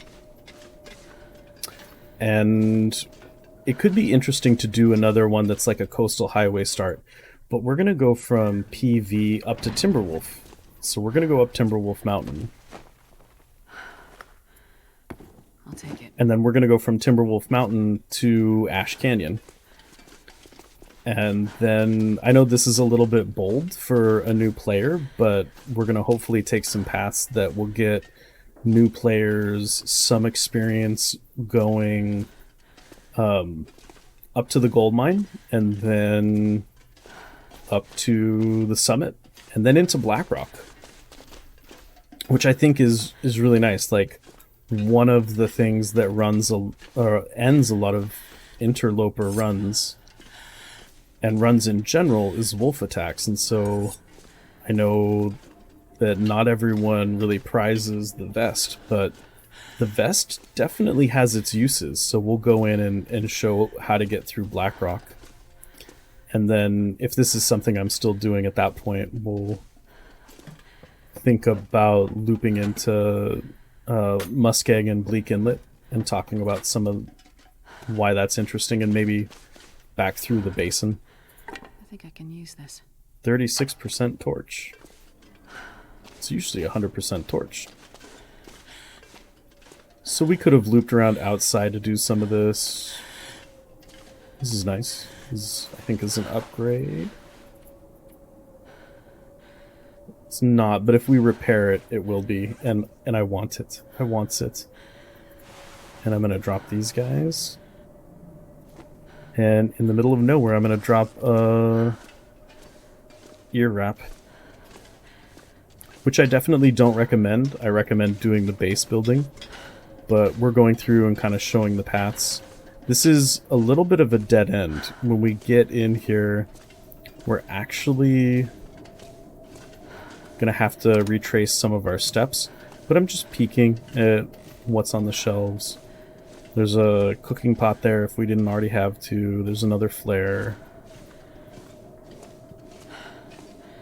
You know, more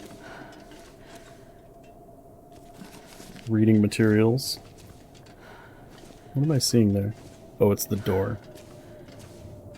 But that's kind of why I want to do this. Like, I just think this is all really interesting. Quality tools is also really interesting. I'm trying to think if there's anything we'll really need to repair with quality tools. That's something if, like, on a long run... Nobody needs this anymore.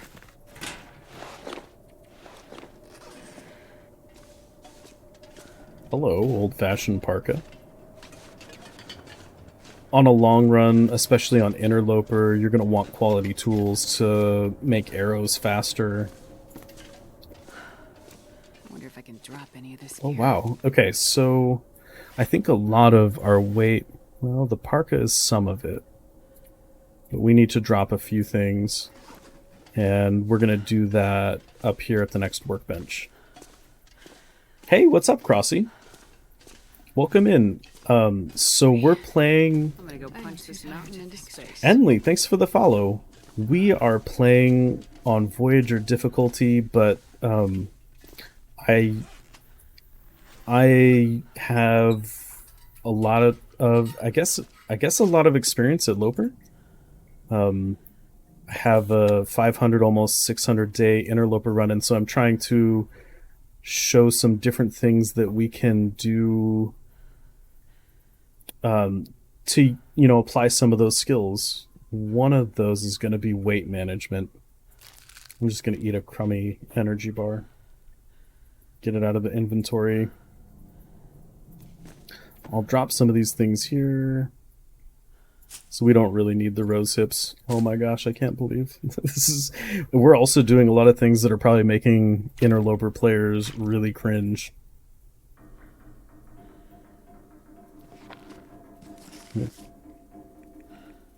It's too dark. The game's not gonna let me do it. The game's like, don't even frickin' think about it.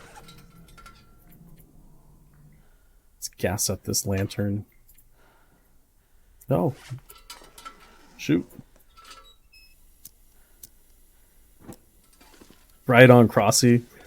Well, you're at the right place. So we started Mountain Town, and yeah, one of the first things that I've been recommending is map knowledge. And so one of the first links on that Steam guide is someone else's Steam guide that shows all of the different maps. And we played with that a bit when we first started with Mountain Town and how we were using that. And actually we could look a little bit at the maps. I think it's really useful to have these pulled up, especially if you have like another device. So let's actually pull up Mystery Lake, where we just were. And of course I have like these ultra high resolution ones, which is fine. So we started over on this end, the transition in, and I'll block myself here for a second. We started at Trapper's Cabin, and what we did was follow the outside edge until we hit train tracks. And train tracks are super easy to follow. Then we hit Camp Office, picked up some of the stuff there, followed the train tracks, scared away a wolf with a torch. So one of the first things we did in Mountain Town was make a fire so we could have torches for starting fires and for scaring wolves. And then we made our way to the hydro dam, which is adjacent to, over here, a really safe area. The ravine in general is really well stocked with birch bark and has I think no predators, right? Like, is it possible to have a wolf by the cave over the log? At any rate, the side closest to the dam is predator free.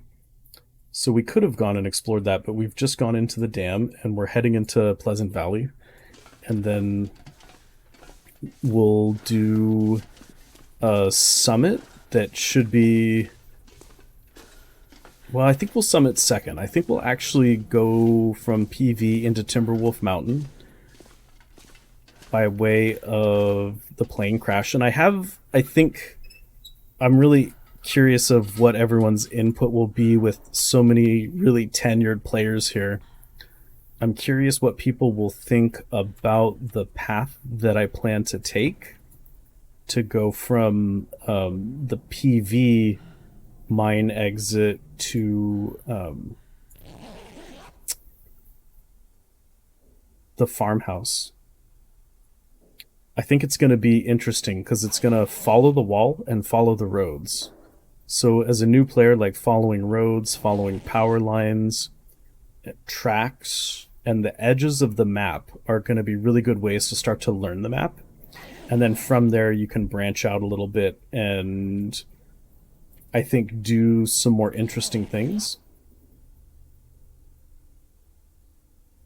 All right. So if you are just starting, you probably don't want to go out at night. You want maximum visibility. So what I'm going to do is pick this up. And what you would have noticed is we got so... Thanks for the follow. We got so tired and that was affecting our weight limit. Now that we've rested a little bit, we're doing just fine, but there's still a lot of stuff we probably want to set down. Like, look how much faster we're going. We can sprint around. I'm going to head up here and show off the toilets. And also get that other jerry can so that I can keep filling my lantern of silliness. Like, a lot of people don't like to use the lantern, don't like the weight of it, but even for me, as someone who's been playing, you know, like on the file that I've played 600 Days of Interloper on, I still have the lantern for two reasons. One of them is match conservation, which we don't really need to worry about here, but the other one is that it'll show you where things are. There's loot that you might not have known about or seen in any run that if you've got this lantern out, you're going to have fully illuminated, and I think that's really, really useful. So I'm going to go to the toilet. I used to have a scene in OBS. It's not working right now, but it's one of my emotes. I'm going to spam it because I'm proud of it. I make emotes, by the way. If you know a streamer that doesn't have any or needs some, I make pixel art emotes for people, sometimes just while I'm watching their streams, but also it's been a minute since I did one of those streams. Anyway, toilets. Like 2 liters of water in there. We're gonna grab that water too, so that we can take with us the refreshing taste of the toilet. If we didn't have a bedroll, if this was Loper, we could just go across the street to the trailer, hop in there, and both of those trailers have a bed. But we're going to position ourselves pretty close to the exit, and then we're going to hop in the bedroll and wait for morning so that we have good visibility. We're also going to refill the lantern. Thea, thanks. Does my throat sound scratchy? This is a good amount of hydrates. I love it. I do need to stay better hydrated. Cheers, everybody.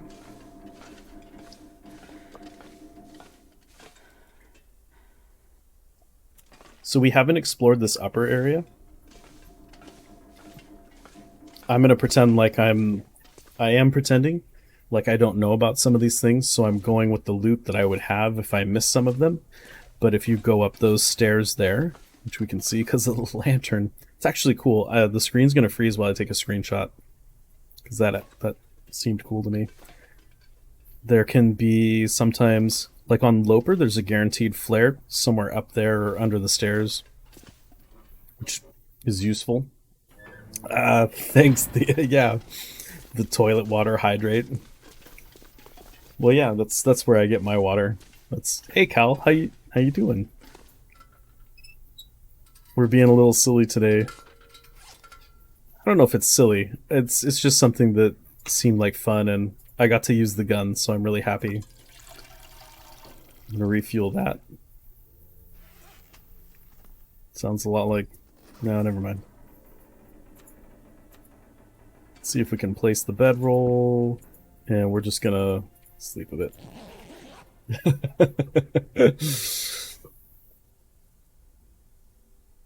Yeah, you probably want to try and get it from the tank, right? You want the tank water.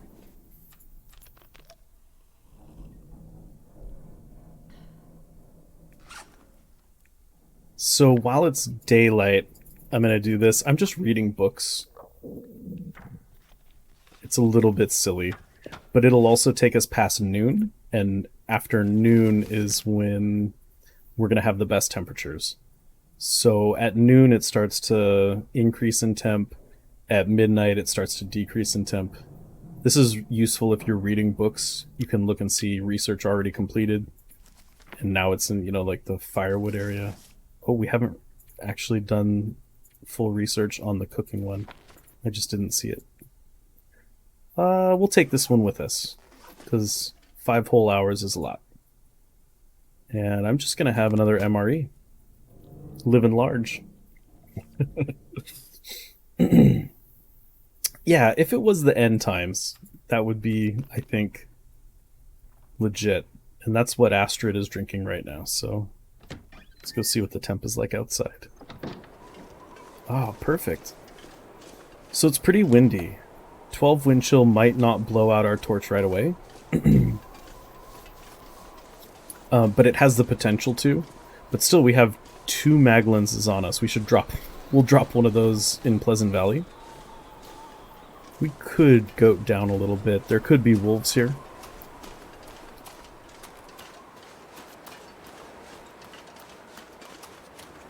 And so, with the wind, what we could do if we see the wolves is pretend like it's going to be impossible to keep a torch lit. And what you can do in those situations if you see the wolf, again, we want to start using the wheel.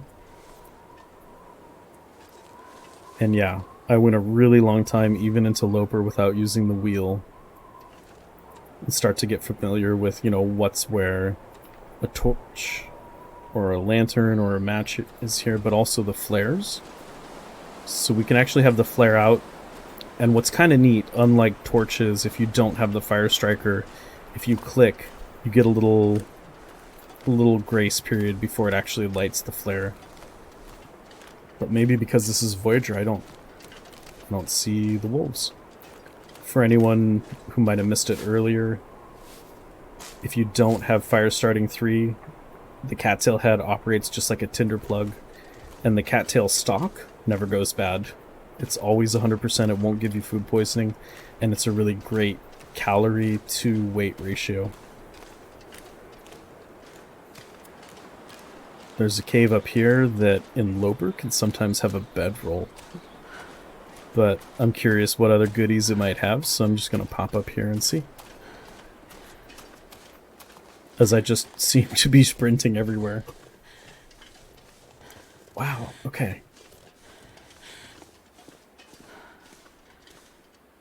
On some of these pre-existing campfires, there's little goodies nestled into the rocks, but I don't see any right there.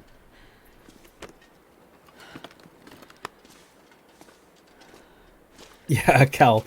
Actually, that Steam guide has... I've started to add bonus ones since that's really easy to do on Steam guides. So right now I think it's only a couple, so it's like 103.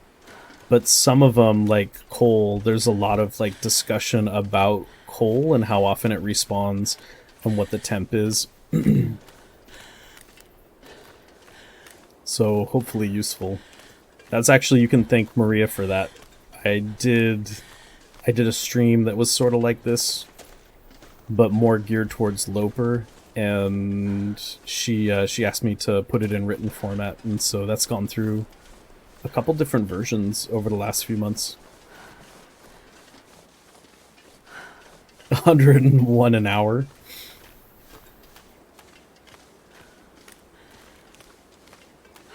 So if you drop something next to the fire and you do the pickup action without picking it up, hidden stuff shows. I didn't know that, Cal. I feel like I need to practice that to kind of get the hang of it, because that's really useful. Like, there can be decent, you know, like a candy bar and something like Loper can keep you in well fed, make everything super easy. Hidden coal. Okay. And so if we were interested in coal, we've got 2 on us. We could fire this up. Wow, that took a good amount of the day.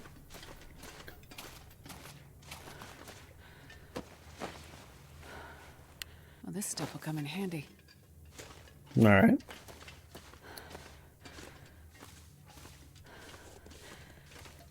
So what is it, the right-hand rule? If you get lost in one of these caves, you know, like you would put your right hand out and follow that. We could do that, but I see some light up here, so I'm going to keep going this way. And so yeah, the way I'm going to go to get to the farmhouse is definitely not the way I would use myself. in Loper, I would loop through Signal This'll Hill. come in handy. And so that's a really, like, as you learn more of the map, that's one to maybe try to get comfortable with. But we are going to follow the outside wall and the road to make a really easy path to get from this cave here in Pleasant Valley like where it meets in Pleasant Valley to the farmhouse. But more importantly, it's going to be a pathway that you'll be able to follow if you are starting from Pleasant Valley and you need to get to Mystery Lake, because that's I think infinitely harder. You can look around for a long time trying to find this transition, and so hopefully this pathway, although it's going to skip some loot, possibly something like a revolver, which would be kind of interesting, it's going to skip loot but hopefully be useful. Pleasant Valley is known for going 0 to 60 on the weather really fast. Okay, so this is what it looks like on the Pleasant Valley side. There's a dead guy here. I think usually, or is that an always thing or a sometimes thing, that dead guy? But there's this ledge, and down trees like that usually mark something. You can look at that for like a pathway in. Signal Hill is up that way, along with a cave and a hunting blind. But what we're going to do is just take, again, a path I wouldn't normally take. You've got this tree here,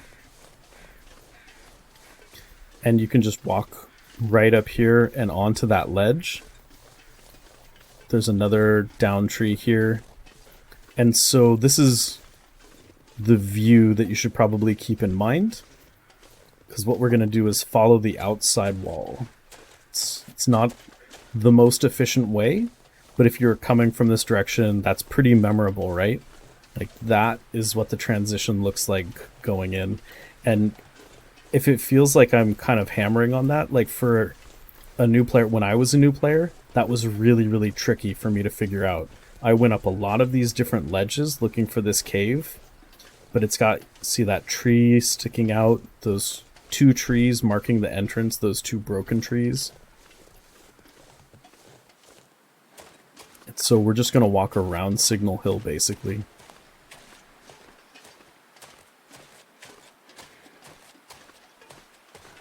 Yeah, there are caves with circles, especially when you get to the ice caves. That's right, Cal. It's a good point to bring up. Yeah, that PV cave is really tricky to find in a blizzard. But see, I think we can still see it, right? So, like, even from this distance, you can still see that vague outline. And we're just following the outside wall here. And then as it starts to plateau out, we'll just cut through a little bit.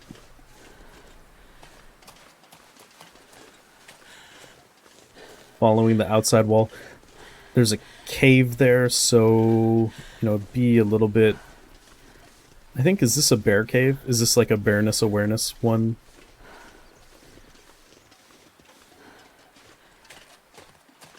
There are 6 different bear spawns in Pleasant Valley. I think it... right? 6? Of which you'll get 4 bears.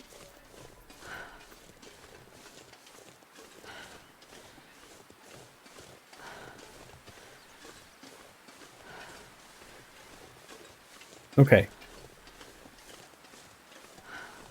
But we still have the outside edge in sight. And if we were to look up there, we might see Signal Hill, but I don't know from this angle that we I will. need to find a place to rest. Maybe. Yeah, I think there it is, yeah. Through the trees, that red is Signal Hill. But we're just following the edge, and we're going to meet with the road really close to the Keeper's Pass transition. But we're not going to go into Keeper's Pass. We're not going into Blackrock yet. So this does take a little extra time, but you see, like, on Voyager, which we're playing on, we have good temp since we've been through a few zones. There are 7 possible spawns. Okay, thanks, Conky. And I'm really, thank you guys, like, to all the cool, like really experienced players that are in here. If this does turn into a YouTube, you should all go and follow Conky, Ones and Only, Gun Tech, Goonies Never Say Die. Is that Goon TV? I actually am not sure. If it's a secret account, you don't have to let me know. Hedgie. So many like really awesome streamers in here. Blades. And see, we see the road. So we followed the outside edge. We see the road. This is hopefully a maneuver you could do in whiteout blizzard conditions. And still find the road because it's going to be marked with these big pylons. And then this will take you to the actual official entrance to the PV Farmstead. And so Chef Maria says the Pleasant Valley bear spawns are... And Chef Maria, another awesome streamer who has survived a lot more Interloper days than me. And as long as we're talking about Maria, you know, Big Fish is another really talented player. But Maria, are you at 700 days? I think...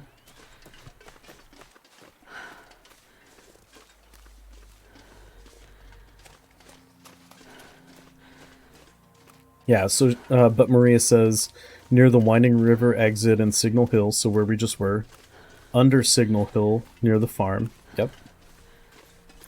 By the long curve near the farm, the birch bark forest, yep. And that birch bark forest one will walk right up to the barn house. Below the coal mine, yeah, and near the point of disagreement area. Okay.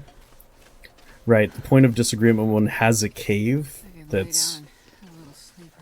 Oh, so she's tired, so I'm going to go ahead and drink a coffee. Because we have it, and we can cook more. So again, this is a really long way to go. But you see we have this fence, which in bad conditions we could use as literal guideposts, literal signposts. And so I don't know, what do you guys think about this as a way to go through? Because I think...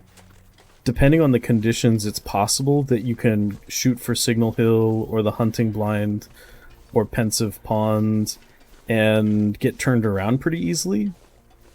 I think if you were like a newer player, you could follow this road and see like the barn here, PV over here.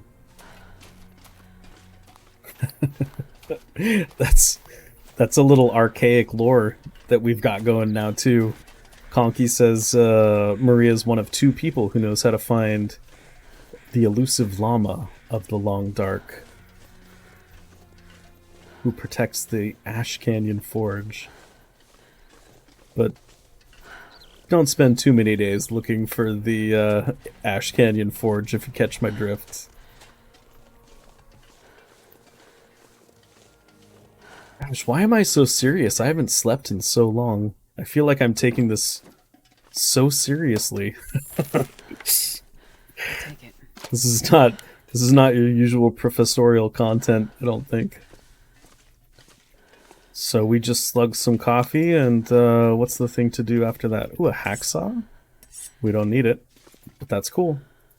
We're gonna slug some coffee and take a sip. Ash Canyon Forge is in the transition between Ash Canyon and Desolation Point. I really hope they program something like that in. That would be par excellence. Okay, so there's never anything up here on Loper, but this little secret transition area, if you are stuck in this barn house and you really need some firewood, you can come up here and cut some of these boards. But otherwise, it's, as far as I know, just a little troll area that they put in. to troll us and make us think that we're going to find some sort of majestic loot. If you only crouch walk long enough, the majestic loot will appear in front of your eyes. Oh, just kidding. Whoop.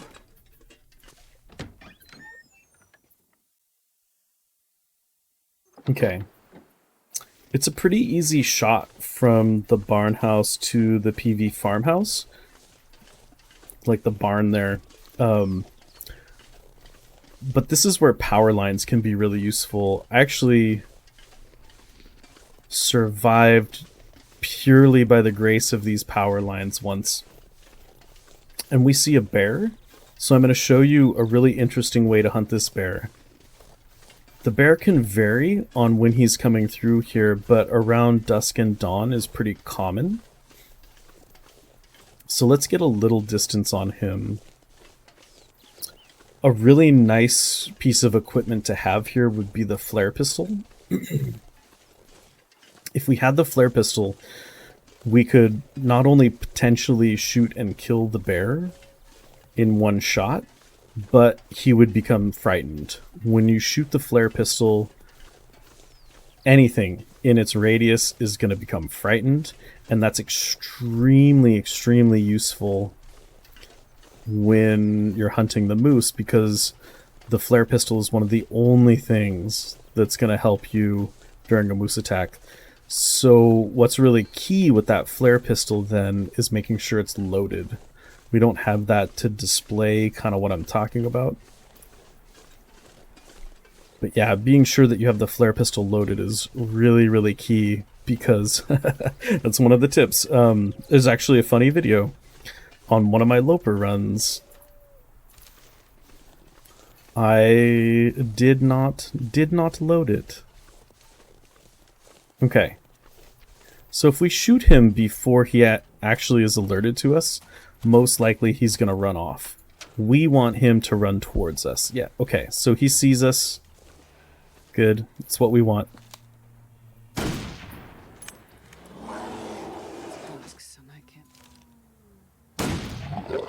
Pretty cool trick, huh? He's not going to come in here. And so we can safely hunt the bear from that little spot. The main thing is to make sure he's aggroed onto you, so that he's not just going to run off. Because if we had just shot him before he actually was alerted, I think the sound of opening the door, so sounds can be really big for the wolves and the bears. But had him coming towards us, we stepped in, and as soon as we were unreachable, he stopped and looked at us.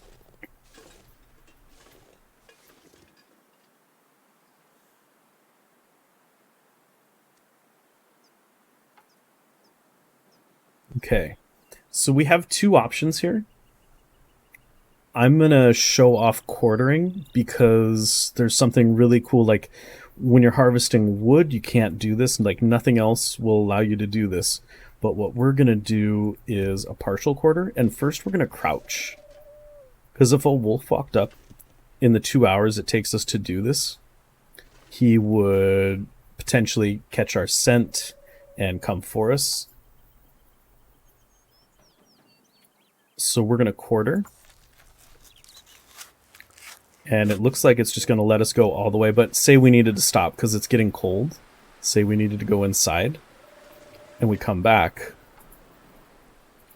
We can pick up the quartering where we left off, which is really, really key. Really, really nice. We are exhausted, so we're going to start to lose condition. But you see, we have this blue health now, which is pretty cool. We're going to put these down, because sometimes having gut down will be helpful, but it is going to increase our scent, and it is nighttime.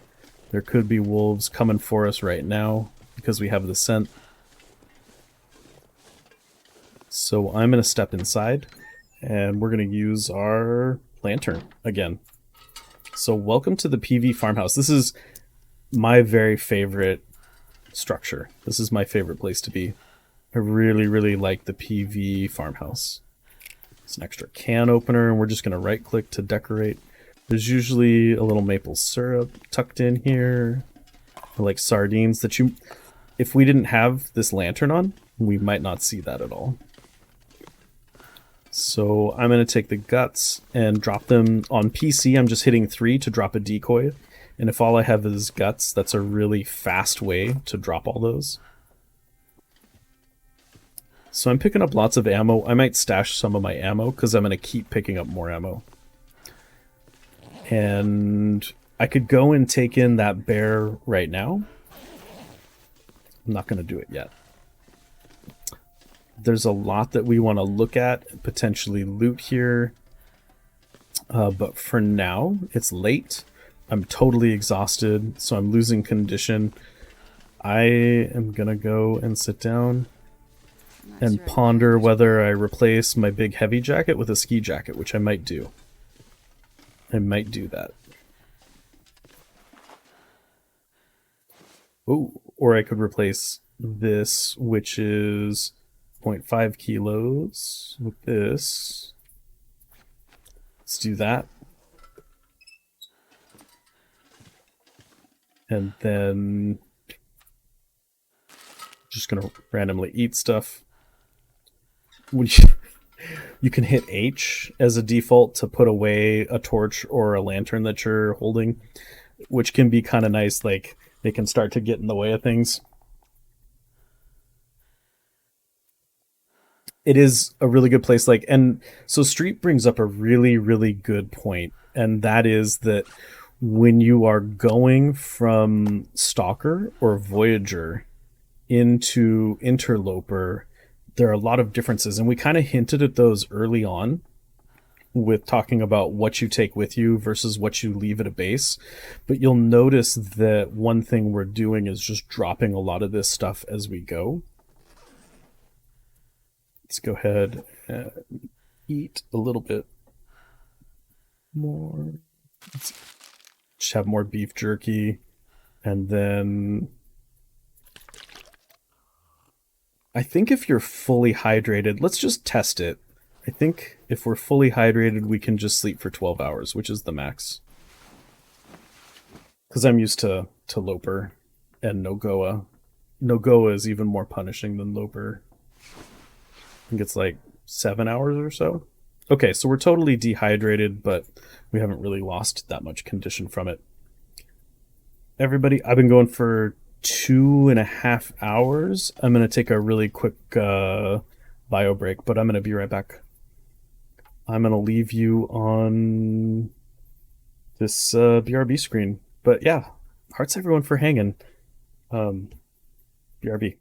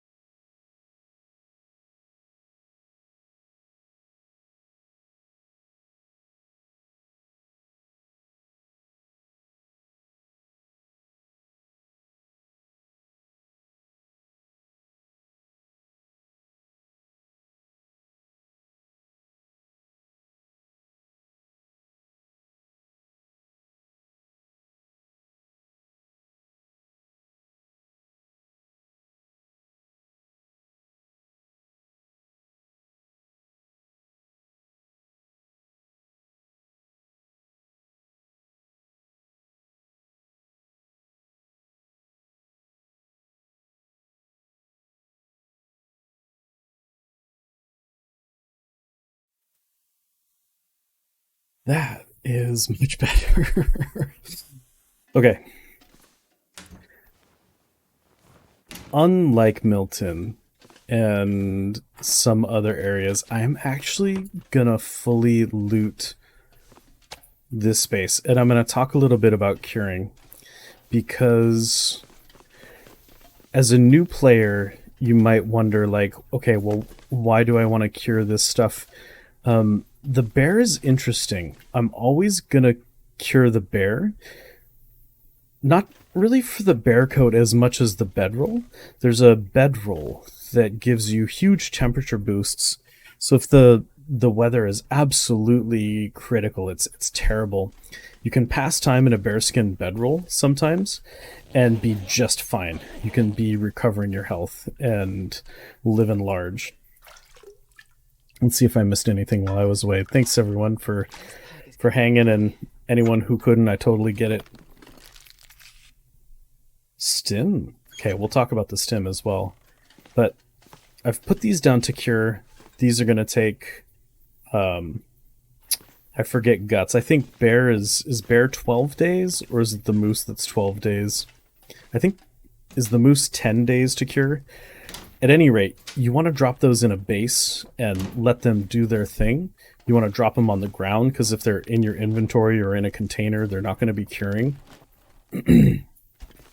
But once they have cured, you can use them at a workbench. And this is actually a structure where we've got a workbench. We've walked through several of them already, so we've passed by a bunch of workbenches. Hope nobody needs this anymore. I'm gonna eat a stale granola bar. In fact, I should also start looking at eating just crummy food to see if we can get food poisoning. 4 or 5 days for guts. Oh, okay, so Lady Q, thanks, Lady. Lady Q, another really fun streamer to watch. Item curing times: birch sapling 4 days, maple sapling 6 days, deer hide 5 days, rabbit pelt 3 days, wolf pelt 7 days, bear skin 12, moose 10, gut 5 days.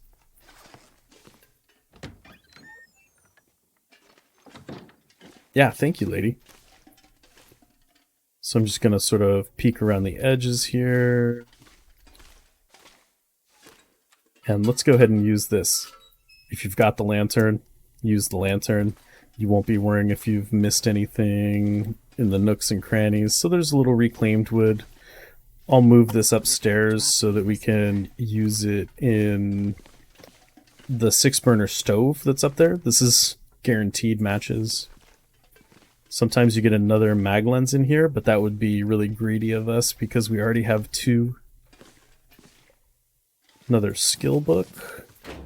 We can search the washer and dryer and sometimes get pretty epic level clothing. Some cargo pants. And like I said, the loot tables here I think are really good, and so we want to actually loot everything. Some things I'm just going to move so that they're more visible. On PC, I can right-click if I don't actually want to take any of that with me, and so a lot of that I am right-clicking as I go because I'm just not interested in carrying it around. Oh, there's tools up here. That's cool. So again, if we're making arrows, if we want to fix up a cooking pot, really long-term stuff. I don't know, can you guys think of anything more short-term you would need that for? Looks like this has been here a while.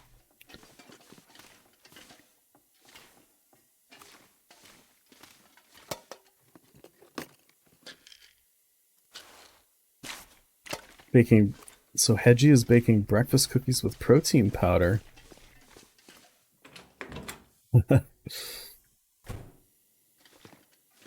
Sometimes there's stuff under there in Loper, but it looks like nothing here. Hey, it's another mag lens. So actually I'm going to search this, and then I'm going to drop 2 of our mag lenses. And I'm going to do an interesting thing where I'm going to keep the lowest condition one, Because there's a rumor that's never really been proved that if you get moose stomped or bear stomped, those can be damaged, but I think that's probably been patched out. It's kind of the consensus is that that's been patched out. You can't actually have them destroyed, but you can drop them after a struggle. So let's drop this, and I'm actually going to drop both of these books. And the cattails, just for consistency. And what we really don't want to do is leave this bear meat, because I don't know. Should I show micro-harvesting? I don't think I'm going to show off micro-harvesting. I'm not going to be able to carry this load for much There's longer. a cheese that I'm like partway tempted to show off. If you're really interested, one thing you can do is, you know what, I'm not sure how much of an actual cheese it is, because it seems like a rational thing, you know, like logically.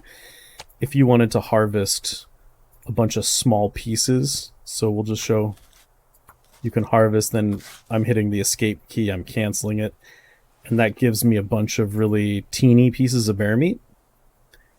And with those, I can level up my cooking skill pretty quickly. This pack is getting too heavy to carry. I'm just going to move these guys into the warmer parts. And I could be a little cheesy here, so I'm warm in this area. This is a really neat little trick. I'm warm, the bear quarter is still out in the snow, and I'm just going to get big chunks of meat.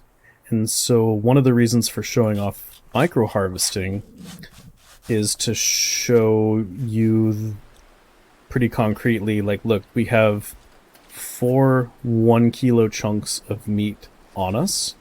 Those are going to be a lot more nourishing. Let's go ahead and drop those, and then get 2 more pieces of micro harvest. Okay, so we have these 4 chunks. They give us the same amount of smell, right? So it's not by the amount of kilos that you're carrying that you get smell. It's by the number of pieces.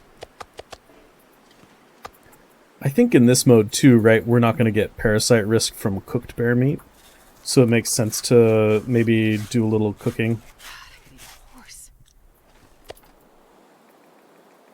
I wonder if we'll get wolves if we just stand here with a bunch of meat on us while we harvest this. Yeah, Cal, that's my favorite too as well. I think that the toolboxes work best if you can remember to drop them by the tool benches. And that way they're where you need them, where you're going to be using them for the most part in your bases, and you don't have to carry them around. So yeah, I'm just going to focus on getting big 1 kilo chunks. Oh, but we got hungry, we lost well fed. It's okay, we took a lot of time doing this. This is a really good opportunity for us to show off something called the starvation strat, where if you start to lose health, Walk with this much gear. you have really limited food, you can do something really kind of clever. Because remember what we were talking about with resting. The longer you rest, the more, like if you rest 10 hours, that gives you multiplicatively more than if you rest 1 hour at a time. So hungry. So I love to keep well fed, but here we're going to show this off. Astrid is going to start to slowly lose condition, and we could actually leave her out in the cold just so that she loses condition further, but it's going to mean we have to take off like a couple things. Let's just take off a few of our pieces of clothing. I'm not going to be able to carry this load for much longer. It's not getting us cold enough. Sorry, Astrid. That's a look. Okay. Okay, now we're a little cold. Maybe we'll get a nice blizzard to show this off. So we've started to take some condition loss. Being hungry?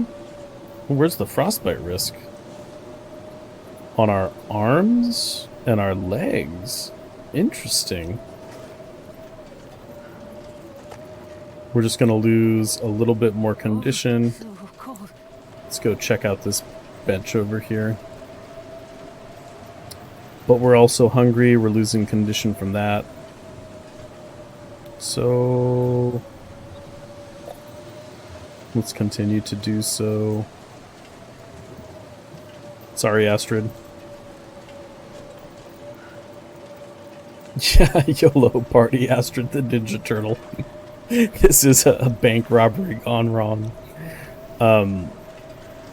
But it's getting us to, you know, where this is going to be interesting. I'm going to try not to recover all of this right away. We'll cook this up. Let her Some of this gear behind. slowly starve to death while she has all the meat she needs to change that. We've got a little bit of weight management to do as well.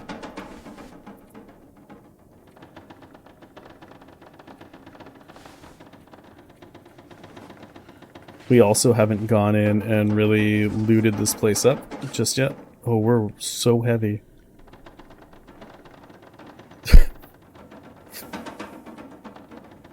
Might as well, I mean, we can just use the fridge for some of this. You just want to make sure you don't double click it in the inventory.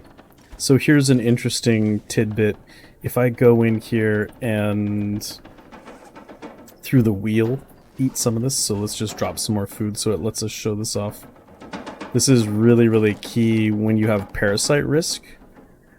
Can I get parasites at all? I don't think I think I would just get food poisoning from eating this, right?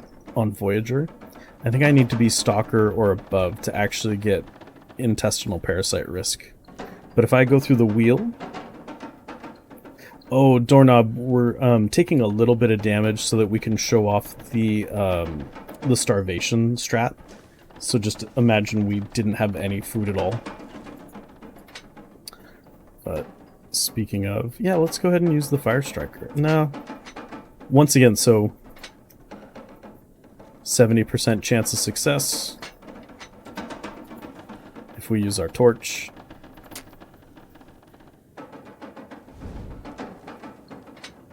We still have 70% chance of success. Well, no, less. 60% chance of success. But we have 60% an indefinite number of times as long as we still have torches. So, I mean, we could just fail with the torch and run out of torches, but we've only used the one match to light this. Okay. Oh yeah.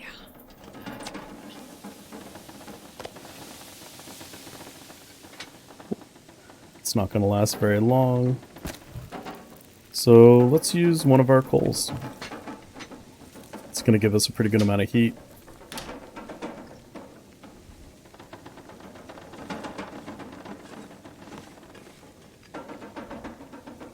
This pack is getting too heavy to carry.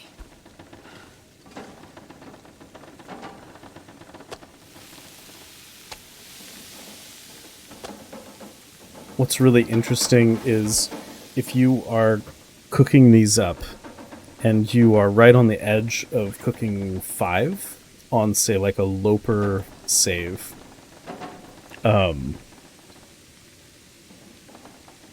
once you have cooking 5, you're good to go. So, like, if it's the final piece of meat that you cook that gets you up to cooking 5, you're good to eat that, like you're in the clear for parasites. So while that's going, we're just going to go ahead and we can break this down by hand, which will take a little longer, but I'm going to do it.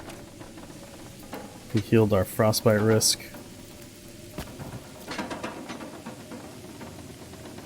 And We'll do just a little bit more weight management. What I would really like to do when these are done cooking is cook up some of this coffee that we have so that it's ready for us to drink.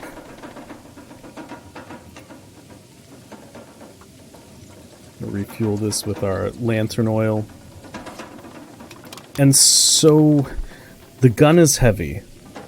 You may want to leave guns in bases if you can afford to do so. I don't find that I need more than 2 flares, but if you have them, especially if you're transporting them somewhere, it can be really nice to keep them with you. Extra cans you'll start to accumulate with a can opener. If you've got 2 pots, if you're using that, you can drop them, but make sure you have like at least 2 water making, whether it's a can or a pot, 2 water making tools at any given time. And what's really useful in going through here, you can look up at what the total kilos would be. So we need to get rid of some of these books. 2 kilos is kind of high for medicinals. We need to fully loot the clothing upstairs. We've got all this cool bear meat. We'll drop some of these bandages. It can be really nice to know that your bandages are in some sort of medical container. Let's go ahead and do this.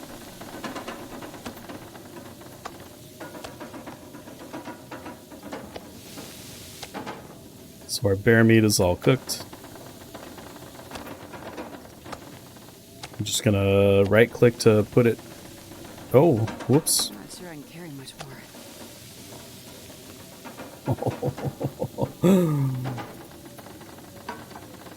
Cooking meat in the dark. So here's another neat trick though.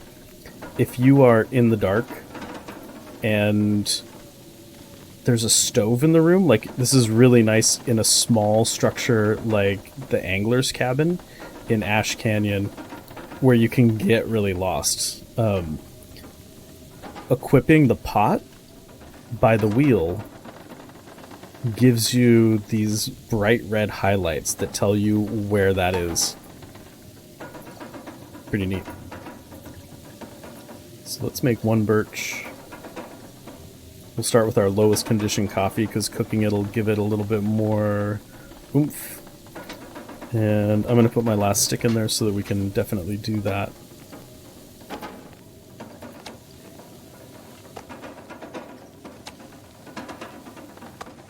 So right now we are constantly losing condition because we're hungry. And sometimes that's going to be the case. You don't have well fed anyway. You only have a limited amount of calories that you can consume for a given night. So what we're going to do is go on upstairs. I'm going to eat some of this tasty, delicious bear meat. Thank you, bear, for your meat. Lots of stuff here to search. Lots of stuff upstairs still to search.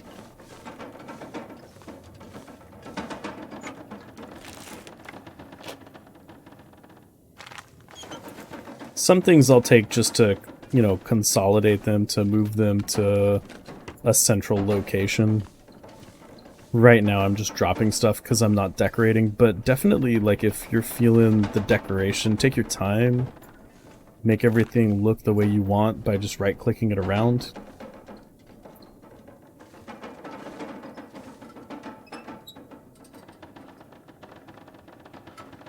Right, right. And so, Hedgie, that is really key. Like when you start to learn those locations, you can breathe a little easier. I might be intentionally missing some of that stuff to kind of simulate a particular experience. I totally just missed it, but we'll call it that. Yeah, so Street, I think that's really the case, especially with NOGOA. You got to be keeping your pace up. As we're kind of doing here, like we're doing it to show off the zones and show off how to get around as a newer player. But when it gets more difficult, you need to be aware of the fact that in Interloper on day 50, it's going to be very cold. It gets colder progressively every 10 days up to day 50. Okay. So yeah, let's just show this off. Like let's sleep for let's sleep for 1 hour. Right now and if you want to check your exact condition, you can look like we're at 80%.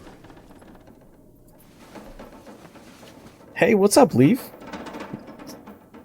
How you doing, man? We are doing some sillies where we're showing off what we would do if we were a brand new player. So yeah, we lost 2% condition doing that. Since we're going to regain condition when we sleep, though, this is the starvation strat. If you have really limited calories, say you don't have a whole bunch of bear meat downstairs, we're just going to like huff an MRE.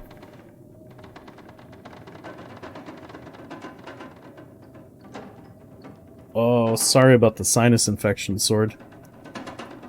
Glad that big picture you're good. I don't think I'm going to be able to do 7 days to die tomorrow. We've got a family thing. It's totally random whether we're going to have family stuff or not. And it just kind of happens that this one... Nox, thank you for the raid. Thanks for bringing your folks over here. I imagine you're probably playing some TLD. So yeah, to everyone who just came in, I'm Nels. I research games. I teach game developers. I'm doing kind of a fun thing here where I have started up a Voyager save, and I'm trying to treat it as though I am a brand new player in terms of my map knowledge, my item knowledge, but I'm using different interloper techniques and trying to explain everything as I go. And so we started in Mountain Town, and I showed how we would navigate if we didn't know where things were, but also showed maps. We've got a Steam guide that's got a few different pieces of... Well, the first thing is map knowledge. It's one of the things that Athenon and I think Kimmy say like are some of the... You know, a lot of the biggest streamers say that map knowledge is probably the biggest thing you need to master, and I'm still learning. I'm just going to use the bed to pass time. And I think when it gets to be daytime, what I'm going to do to get my weight down a little bit, because it's Voyager, I am reading these guys. Came in handy for our absolutely cheap bear hunt. Really useful way to get the bear, though, like if you want to use that little patio.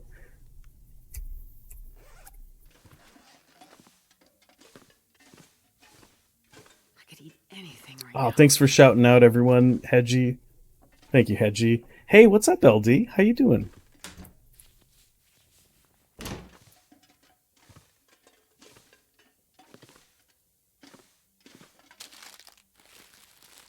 Yeah, so LD, like this stream, I hope I think you probably Sandpaper. caught the description. This is probably up your alley. Another really awesome group of streamers I think that we have here. Anna, Celestial Snooze is a lot of fun to watch. Nox, also a lot of fun to watch, but has also been doing music streams that are really up my alley that I'm kind of excited to see more of. But LD also has, you know, if this finds its way onto YouTube for like TLD tutorial stuff, LD has a channel and a whole series of how to get to different places. So if you want, you know, stuff beyond follow the outside wall and follow the roads and follow the power lines, like he is going to be a real go-to. Like he's someone you really want to go find here on Twitch and here on YouTube.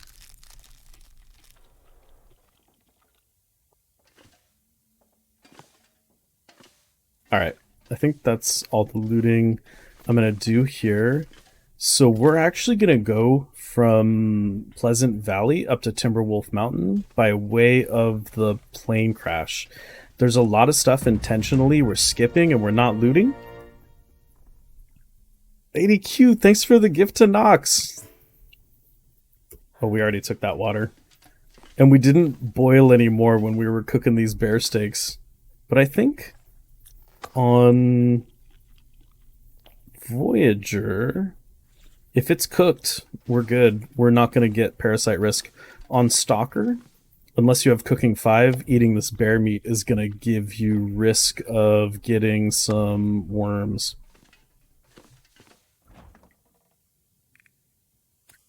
And again, we would not want to keep bear meat in like a container, like any food, really. Because if we come back and we want that and it has hit 0%, it's going to have despawned. We want to be really careful when selecting it in the inventory, though. So again, using the wheel, check this out. If I go to this bear meat using the wheel and I click it, with this much gear. I'm going to get this pop-up that says, eating this raw item could make you sick. Continue. And so on Loper or Stalker, this is going to give you a huge parasite risk if you have something like, you know, raw bear meat, raw wolf meat, like the predator meat, basically. And check it out. If I go in through my inventory and I double click this, I'm just going to eat it. And I'm going to get food poisoning. I feel like I'm gonna die. So use the wheel. And if you get this, so food poisoning is pretty interesting. We want to treat it right away. And I'm going to use our lower condition antibiotics. And then what we need to do for it is rest. And so anytime we spend moving around after having eaten that, and just while I recover, I'm going to grab some of this. Drop any of this gear. So like this time that we're moving around, we're losing condition, we're losing health. How much do I have for fluids? Not a ton of fluids. So that's not great, because we're going to lose some with parasites. Oh, there's another toilet up here, so we're going to grab the water from this.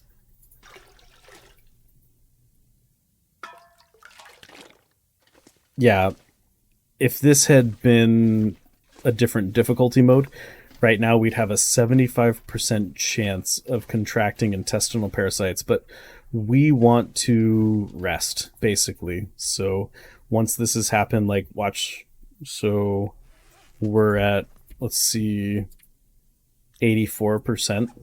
Let's try and read for an hour and see what happens. Oh yeah, well, we're too sick.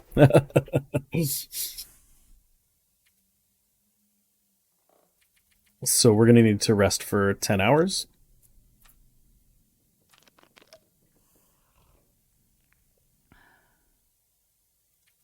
Yeah, if you really need to sleep, that's true, Street. But I don't think you don't get any actual restedness from the sleep, do you?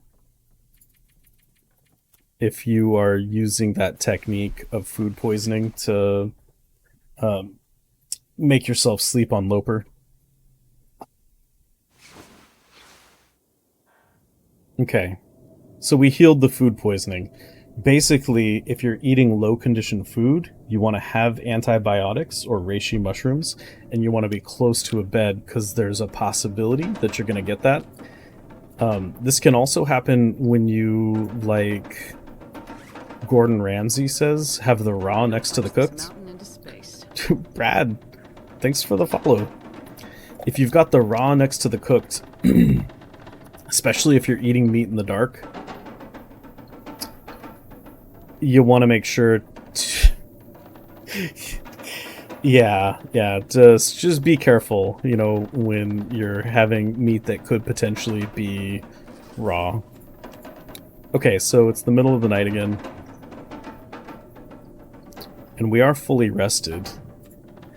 And as much as on my long loper we would go out in the middle of the night in blizzards, we don't want to do that here because we want you all to be able to see where it is that we're going and see what it is that we're doing. So we'll go ahead and pass a little bit of time.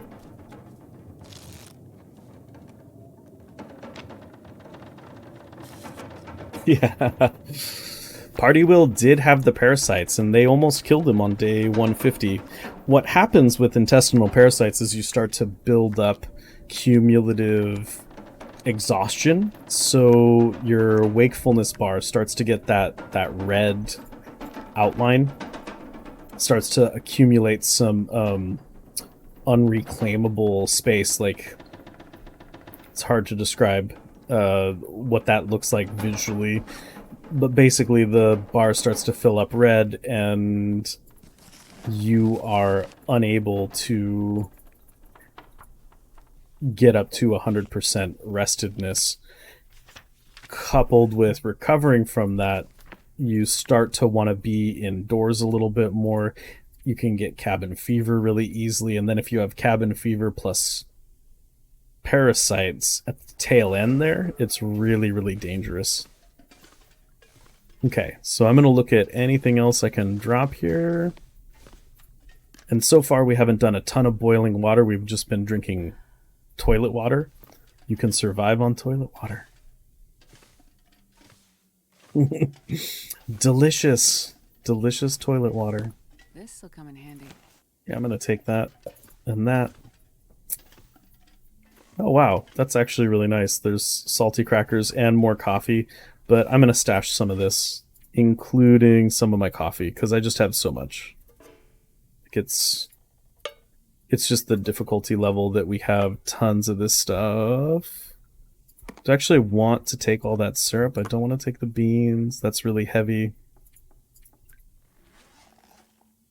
We actually got a little bit tired reading. And we're a little bit hungry. So if you have a base, if you have a bunch of meat in a base, it's really nice to really eat up and top yourself off so that you don't get hungry when you don't necessarily have the food stashed away. Cool. Thanks, Celestial. Thanks, Anna. One of the things you'll notice me doing too, like, remember when we were dropping the guts, we hit 3 on PC? The drop decoy button is extremely nice to just make sure you don't have meat on you that a predator will smell. So what I'm going to do is pick it up and, like, if we pick up enough, like, raw meat, we can see the actual scent. Dane, thanks for the follow.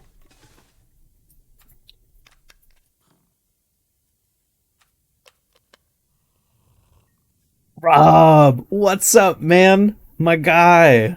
Let's go. As we go through this tutorial of sorts, I should point out that another streamer you must follow is one Mr. Robert Saxophone, Rob Sax 007.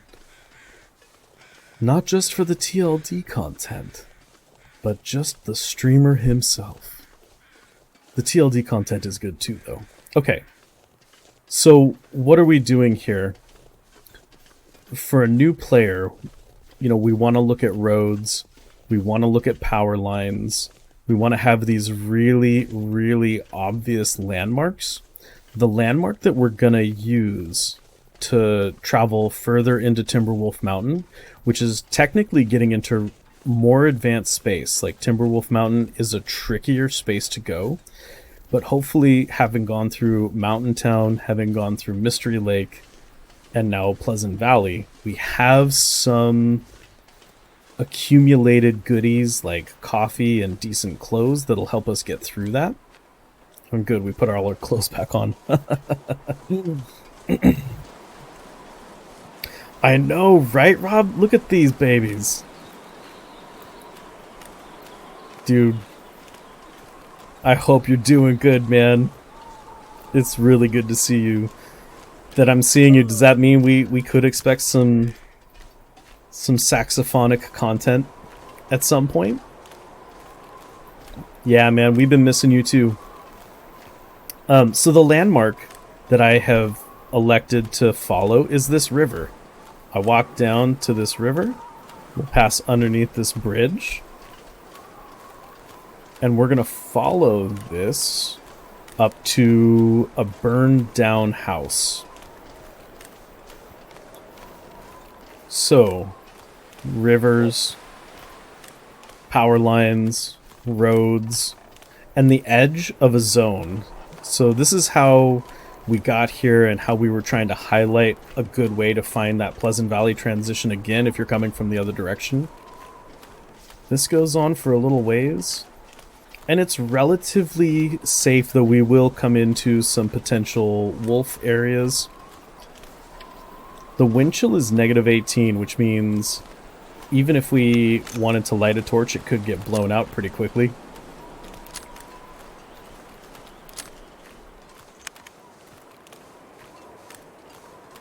And I'm going to put more bullets in the gun. We don't want to rely just on the gun, though. So I think, is it about wind chill 17 where you're at risk to having your torch blown out? That's about what I find. So I think we're kind of in the zone where we're not totally safe and actually in the wind. Check this out. We are 3 down arrows. It feels like -17, but if we get to where we're wind blocked, and so that upper middle, it feels like -6. So we could actually be here for a good long time in the wind block, but the wind is extremely intense right now. And so this is where this is a bit more advanced, but you can look at which of your piece of clothing has the better wind block, and looks like we're using the best stuff that we do have for that.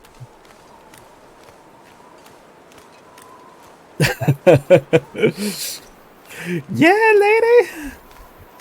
Is this a... As I started off with, I have been awake for some time, and so the hand quotes content could get a little bit loopy, could get a little weird, if it's not already. So I will always pick up birch, even though I'm not stopping for other teas, because we still have coffee. With this Maglan's weather, we could even heat up a little bit of tea, a little bit of coffee. We have 1 birch bark tea and 1 coffee on us. So what we're looking for here, once we see this burned down house, is this little groove here. We kind of missed it at first, but this little groove is gonna take us up kind of like a road. The game is kind of signposting that it exists by giving us this little groove, and we're gonna follow it up. We're eventually gonna walk over this log, which you can fall off of.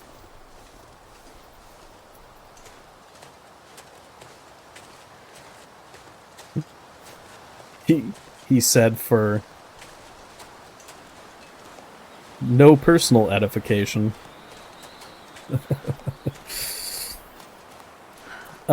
So there's a safer way to do this that'll just take us by the plane crash, and there's a more dangerous way to do this that'll take us by some wolves. I'm gonna try and get a fire, since we have a Maglan's. I'm gonna try and get a fire and see if it just gets blown out right away. So that way will take us to a cave. I think just for what we're doing, this is the way we'll go. We'll go up this way, because it's a bit simpler. It's a straight shot, but what we'll see is a cave where we can warm ourselves up just a little bit. We should be warm enough that we can pop into the cave and we'll be totally fine. But when we're cold, we are losing condition at a very high rate. Oh, that's promising. Too cold to think.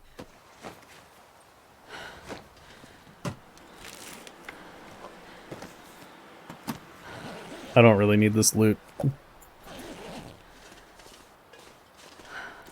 How do I know what? Man, this pack is getting kind of That I'll be warm enough? Nice. Have a good one with the fam LT. Yeah, I think I may be looking for a place to land everyone probably in the next hour or so. So we've got a little bit of temp that we're gaining. I'm going to go ahead and fire up this cooking book. oh, rest suit. I'm gonna faint. Yep. Yeah, these locations are really, really key. And so we could rest here if we really wanted to. We could grab firewood. Let's just look at what we're carrying. I'm actually going to drop a couple sewing kits. And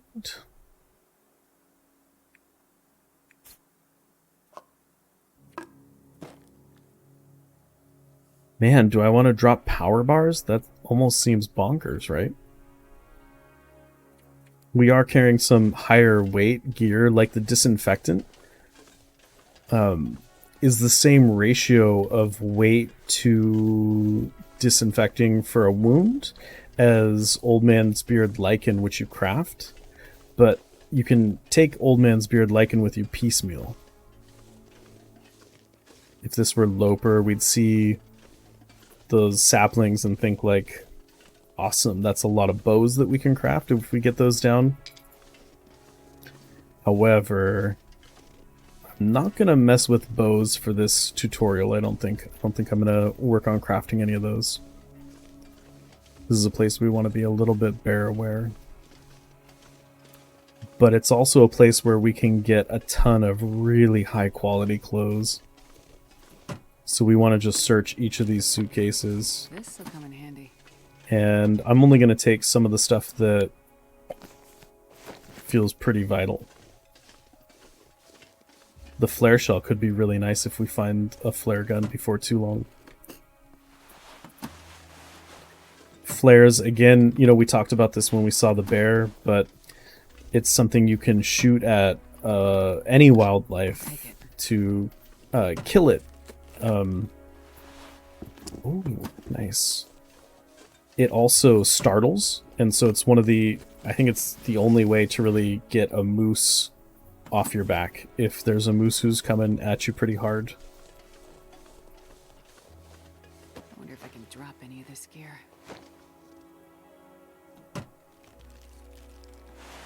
Is there a draft in Draft Dodgers, CJ? Is that what you're... Nice. I think if those were in better shape, they would potentially be better temp. Combat pants are pretty dang good. So this is, again, where we're going to find really high quality clothing potentially without having to go up the summit. The summit of Timberwolf Mountain is where you're going to find some of the very best gear.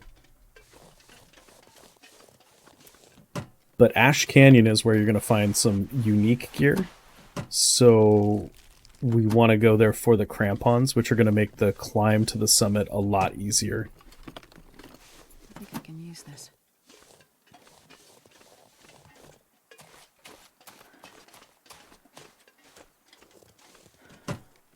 I'm surprised that as much as the green screen is giving me like Aurora Prof looks. Ooh, I like the Canada toque.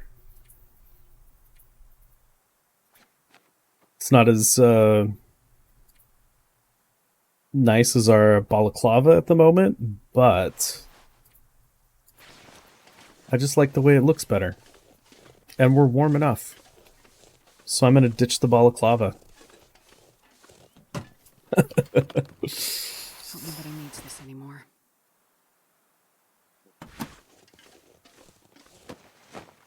Holding out. Okay, so these are also searchable, which I did not realize for a little while. And we probably should have slept in that cave a little bit, but Well, this stuff will come in we'll handy. risk it. We have got coffee if we really need it. A lot of simple parkas and a lot of suitcases in this mode. Oh my gosh. Okay. What is this like comparison-wise?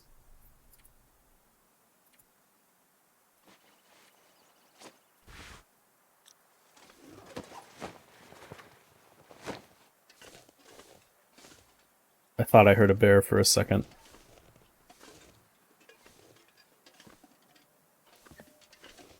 Sound is going to be your friend if you know you're in a spot that could potentially have bears or wolves. Just being tuned into the sounds will be really key. Okay, so those sweaters are awesome for temp, and beyond just like accessorizing, you can grab lighter stuff like the thin wool sweater is going to be a little bit superior in terms of you know, the weight. Oh my gosh. It's like 6 simple parkas. Yeah, this is Voyager Lady Q, so that we can treat this like we are someone starting the game for the very first time. And so this is, you know, we haven't stopped to just fully loot a bunch of stuff, even though that's something you'll want to do. This is one place where we don't want to miss really good stuff like the 2 wool long johns we found. That's Nobody needs this anymore. really, really high quality stuff. And so we'll drop one of the thick wool sweaters because that one is higher quality and we can repair all this stuff up. I think I got that. We potentially could see some more Summit sodas, and on this difficulty, Looks like airline it's been there food. for a while. I'm just gonna... Yeah, Lady Q. And so I haven't been...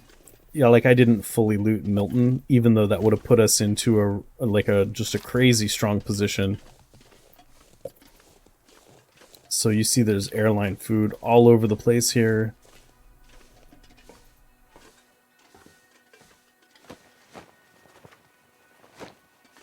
And yeah, I think I'm gonna loot the suitcases, but I'm not gonna bother with the overhead compartments, even though they could have really, really nice loot for us. We've got a lot of what we need, and we're getting pretty tired. We might down a coffee really fast. We might not, though. So it is possible up in this forward compartment to get really awesome loot, and a lot of people miss it. Need to close my eyes. So there's a wilderness kitchen. There's a nicer wool toque than what we've got. So do we want to live that 2 toque life? I kind of like the scarf. This is better. We'll take it with us and stash it. Okay, Polaroids are really cool if you do start to map.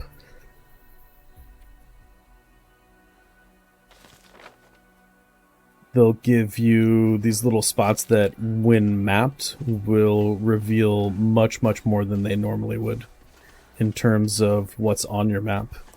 We haven't really bothered with mapping. I think if you are really new, you're probably going to be following a lot of those maps like what we've been linking.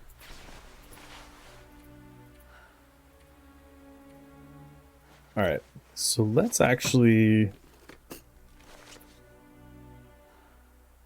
Do I want a decent light shell? Oh, no little long johns. I'm just gonna stash some of these.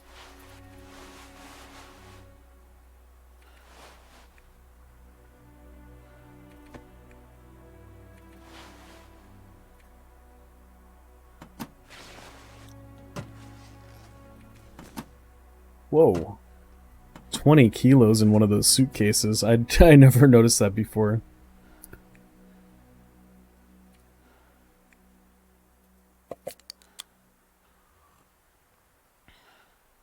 Gonna drink these because they're heavy. And we're going to stash a little bit more where we're going than what we've been stashing before. And hopefully we find a hacksaw, because I didn't bring one of those with us. We don't really need to, probably for the loot, but it could be nice to go in and grab some of the stuff that's going to be just down on the ground in Timberwolf Mountain that you can get with the hacksaw.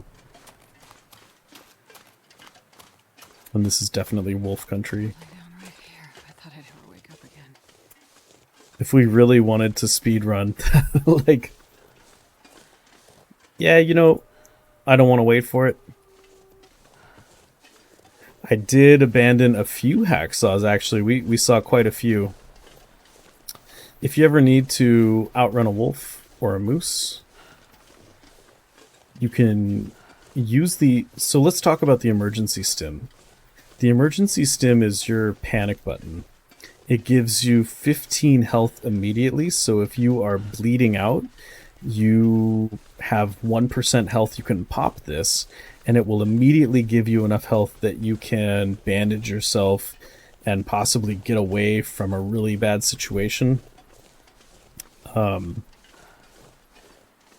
When it's done, you will be absolutely exhausted. So it can also be useful to like pop a coffee.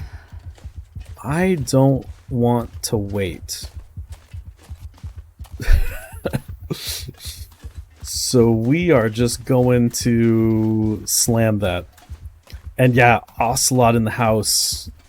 So yeah, if this does turn into a YouTube video or something, and you're looking for more really talented Twitch streamers to watch, Ocelot 1961 is, if not, you know, like at the top of that list, really close.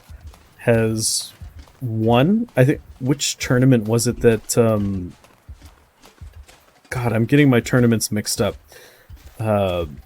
But is an incredible Deadman player, has, I think, the world record for surviving in the Deadman challenge. It's good to see you, dude.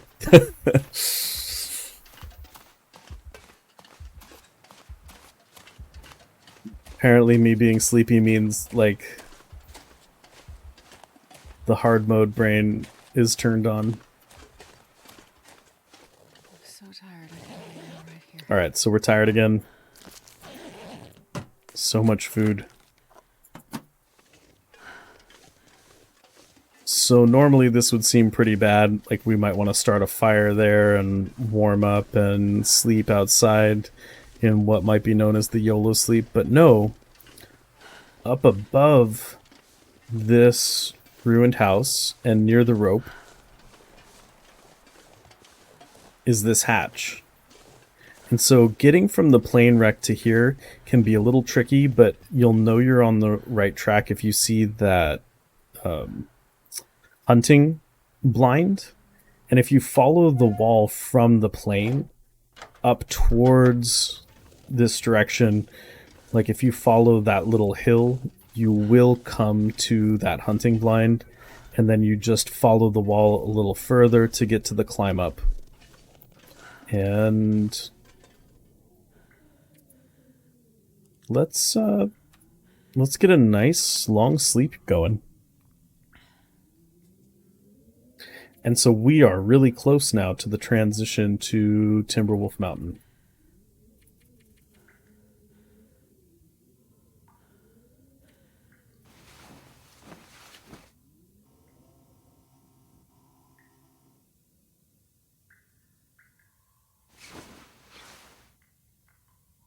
Dead World. Sorry. Dead Man is what I said. I always do that. I'm sorry, Ocelot. Ocelot has the record for the Dead World Challenge, where there is no wildlife, but also that means there's no wildlife, making it extremely, extremely tough.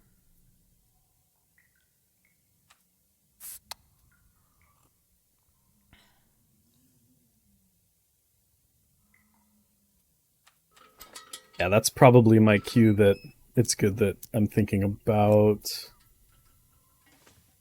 Oh, cool. And here's the hacksaw that we would need to start to loot stuff in Timberwolf Mountain. Let's crack open some lockers.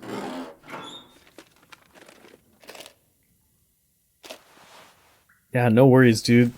Thanks for waving, though, Ocelot. It's good to see you, man. I hope things are going good with you.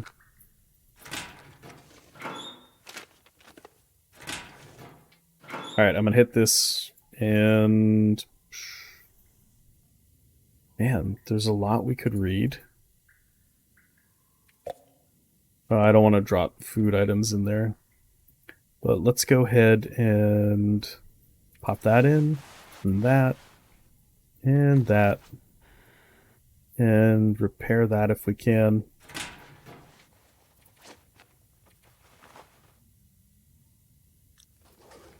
It's the nighttime. Nighttime is the right time to fight crime.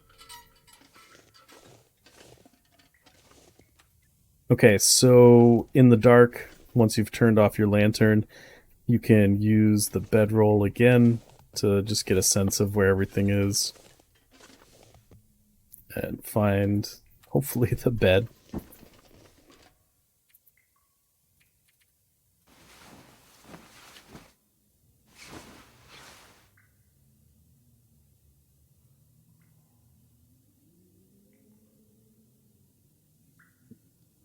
Yeah, it's been pretty, like, I don't know. It's been pretty busy with finals week and stuff, but that is done.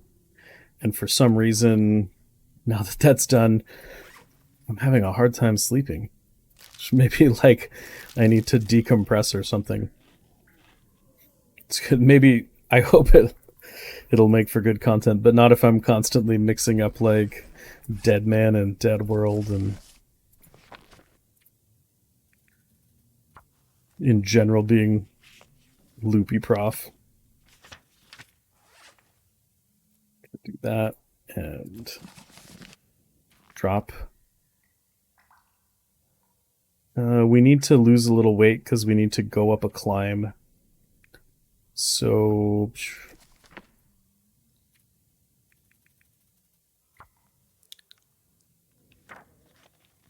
this is fine, right? Hope we've got... Oh, we don't have much water. That was a little unwise. Sometimes you can find the Summit soda in here.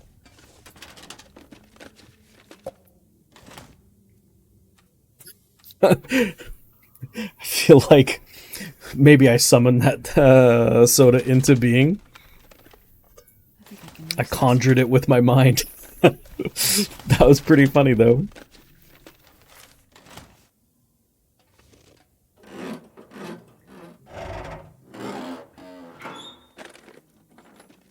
Oh, nice! You're gonna get a camera going. That's awesome, Ocelot. Right on. Have a good rest, lady. Thanks for hanging. Nobody needs this anymore.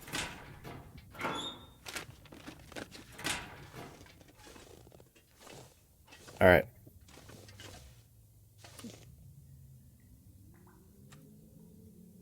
Yeah, we better go.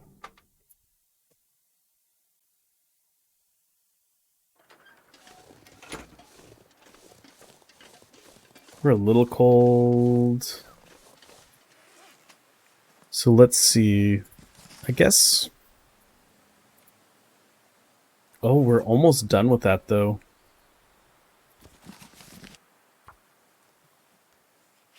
I'm just gonna finish it and then I'm gonna drop it. Yeah. More time is good and bad. Good and bad.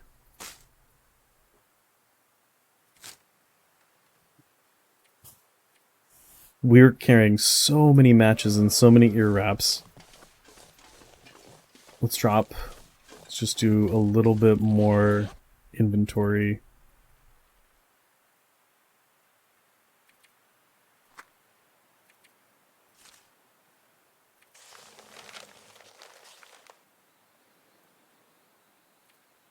I'm not going to drop food in there, but I will drop these wraps. And I'm going to drop some food on the ground because that looks like it's a lot of kilos. And honestly, do we... I guess we don't have a jerry can anymore. We must have gone through that whole jerry can, which is pretty impressive. Normally we'd be using that in Loper to start fires and such. I am gonna step over the ledge to kind of show off the way we came up here one more time before we take the climb up to Timberwolf Mountain. Just kind of deciding what it is that we're gonna drop and what it is that we're gonna take.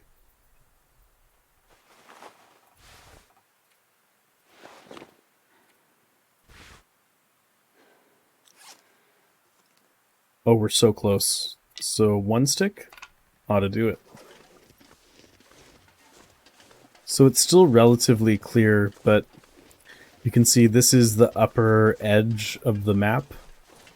And so this is what we followed to get to this little guy here.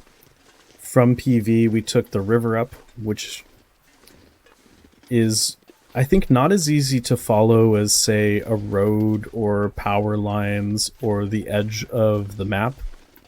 But I think it works. You take the river up to that burned house there off in the distance down below. You can kind of see the hunting blind. And this was the path we took. Like, beyond it is the plane crash. I don't know if we can get a good bead on the plane crash, but basically from the crash, you want to hug that hill, hit the hunting blind, then come along here at the edge of the map, kind of crest this guy here, and then if you've brought a pry bar, you could have a lot of really interesting loot to unlock, but you'll still see some good stuff up here.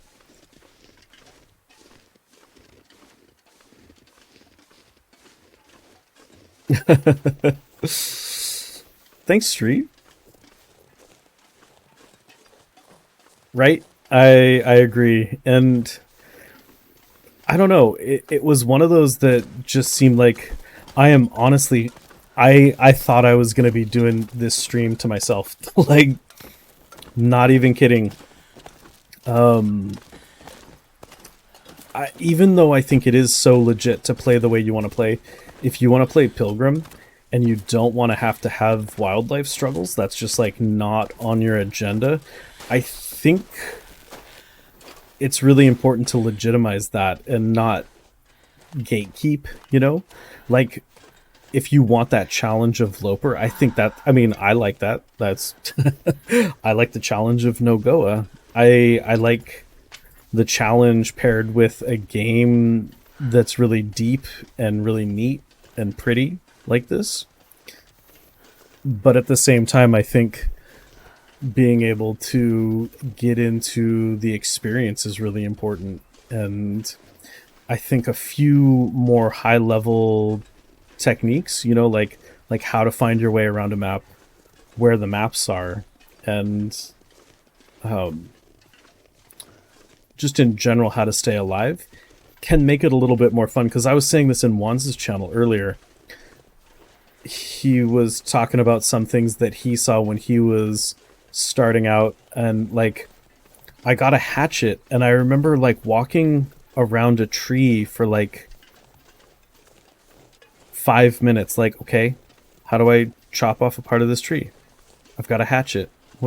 You know, and like figuring out that you needed to pick up sticks and pick up tree limbs in order to get fuel wasn't something that I would have really, you know, like the way in which it works, you know, picking this up or walking up to a fir limb if we see one, wasn't how my brain was trying to process it. I was like, tree, hatchet, cut. Like, because that makes sense in my mind. But if you are a survivalist and you have spent a lot of time outdoors, you might know that the felled branch could be seasoned. And so here they are, like, could be easier to chop up.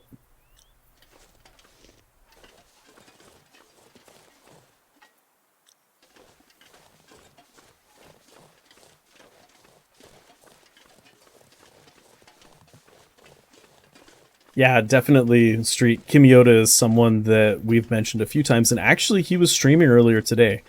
I don't usually have my schedule in line with his to catch him on most days where he streams.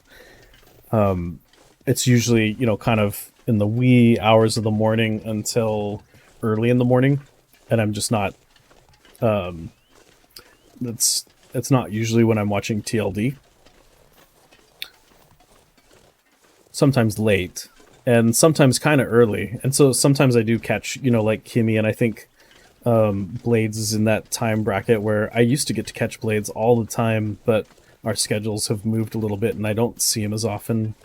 And Rand, like when I get to watch Rand, it's kind of a rare treat. But I think Kimmy wasn't doing as much streaming. But yeah, if this does turn into something, or if someone is watching this like just on stream, Kimiota is a really tenured TLD player and is the really skilled player that I think many folks have learned from. I learned a lot from PT because just when I was starting up, Perfect Trip was who was streaming. And so I spent a lot of time. I have a lot of channel points with Perfect Trip. Banked. Thanks for shouting, Kimiota. Thanks, Maria. Let me actually...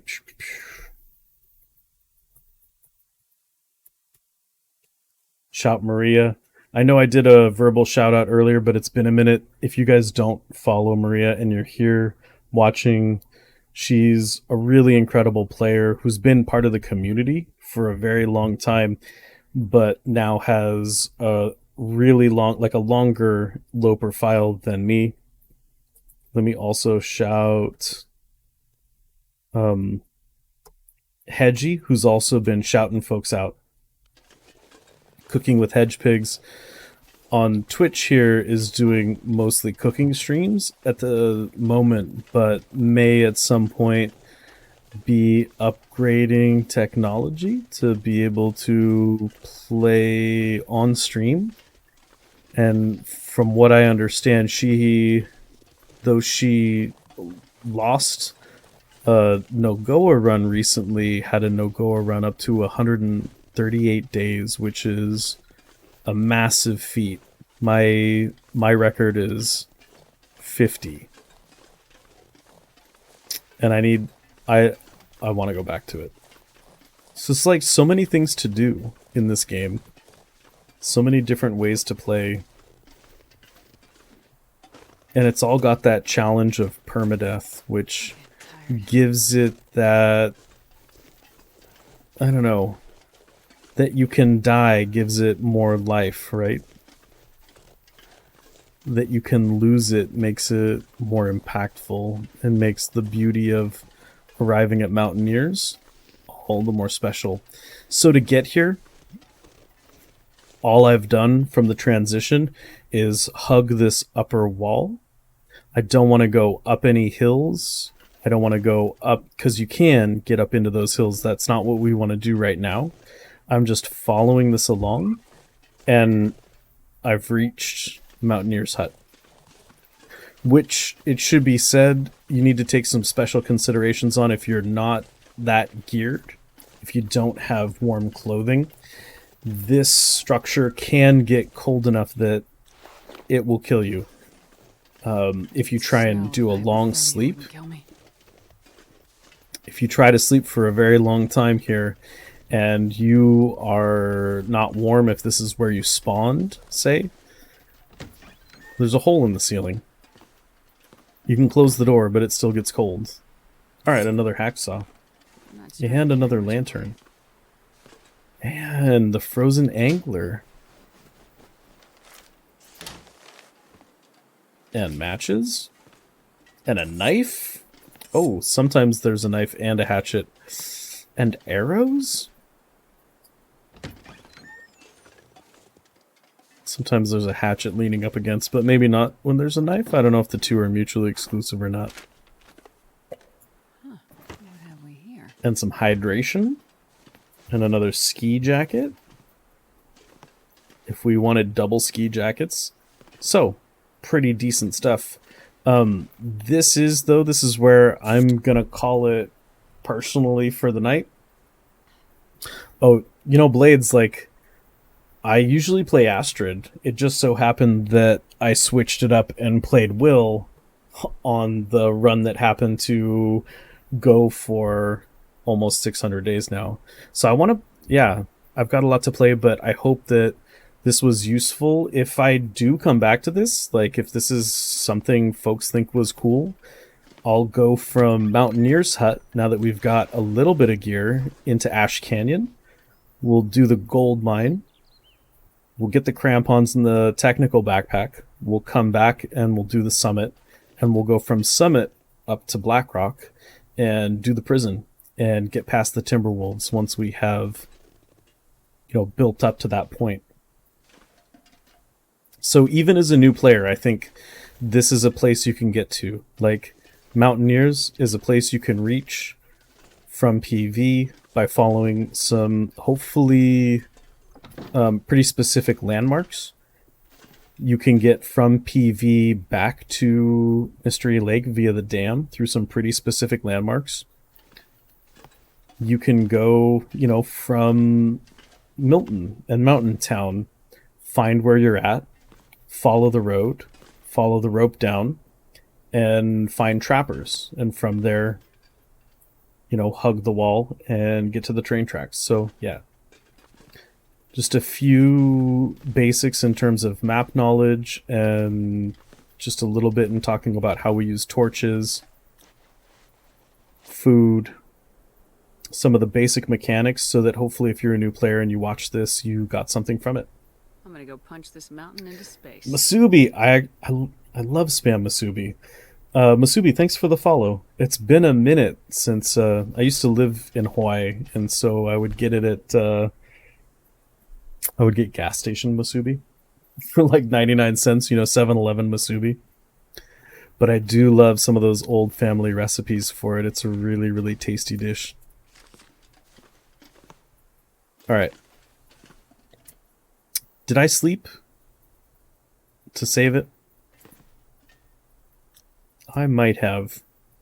I forget. Yeah, Mountaineer's hut. As long as we're here, street, you're totally right. Like, this is an iconic location for a lot of people. This is one that a lot of players find has a really special place in their heart. So I'm not sure if I saved it, but I'm going to sleep one more time. And then I'm going to go in and hang. Everyone who's been in here chatting, like veterans and new folks who were in here and chatting about, liking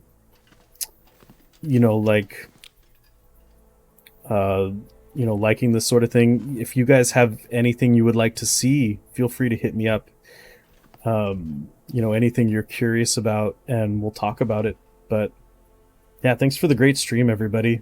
You just go through, like, Lady Q for the gift to Nox with a raid, Pan with the follow on your alt account and the sub on your alt account, Thea with 5 months, Wands with a 68-person raid, and so many people who stuck around for this experiment, Shiggity for the resub, Slop with the raid. I'm looking forward to checking out what you're doing, Musty Slop. Yeah. Guys, like, thank you. This was a really, really fun one. Thank you to all the follows. I'm going to peek at what people are doing. Does anyone have any recommendations? I'm just going to check it out. I see...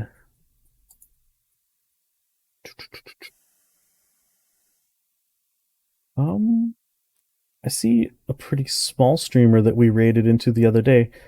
I see some folks doing, like, Longshot, who sometimes does the Long Dark, is doing Don't Starve Together. he's got a lot of people. Goon is doing Phasmophobia, and Goon is someone we love, and I would Quinoa is someone that it's been a minute. I think if I have rated him, but I actually, well, do I want to? Do you guys do you guys want someone who occasionally or like sometimes does TLD? Or since I'm not seeing too many people, would you guys be all right with going to another streamer who has a few people, but she's a game developer who also does games criticism, and so in terms of breaking down games and the science there is actually pretty clever. Or yeah, but I have never rated her, and I don't know, like, do you guys, I only see some pretty small folks. But Slid Holmes actually is like a smaller streamer who was doing NOGOA, is now doing some Interloper, but we rated him a couple nights ago. So I'm actually going to take you guys to a game developer who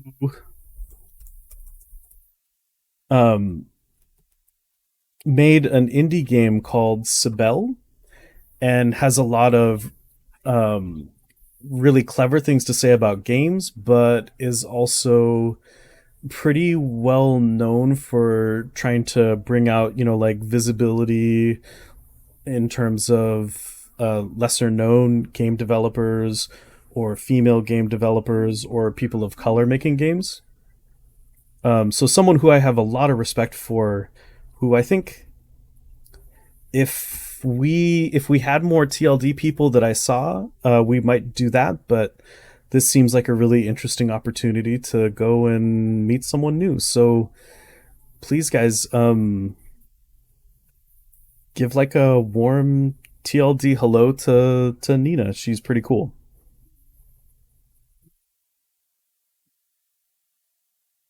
But yeah, thanks everyone for a really awesome stream. I really appreciate all of you.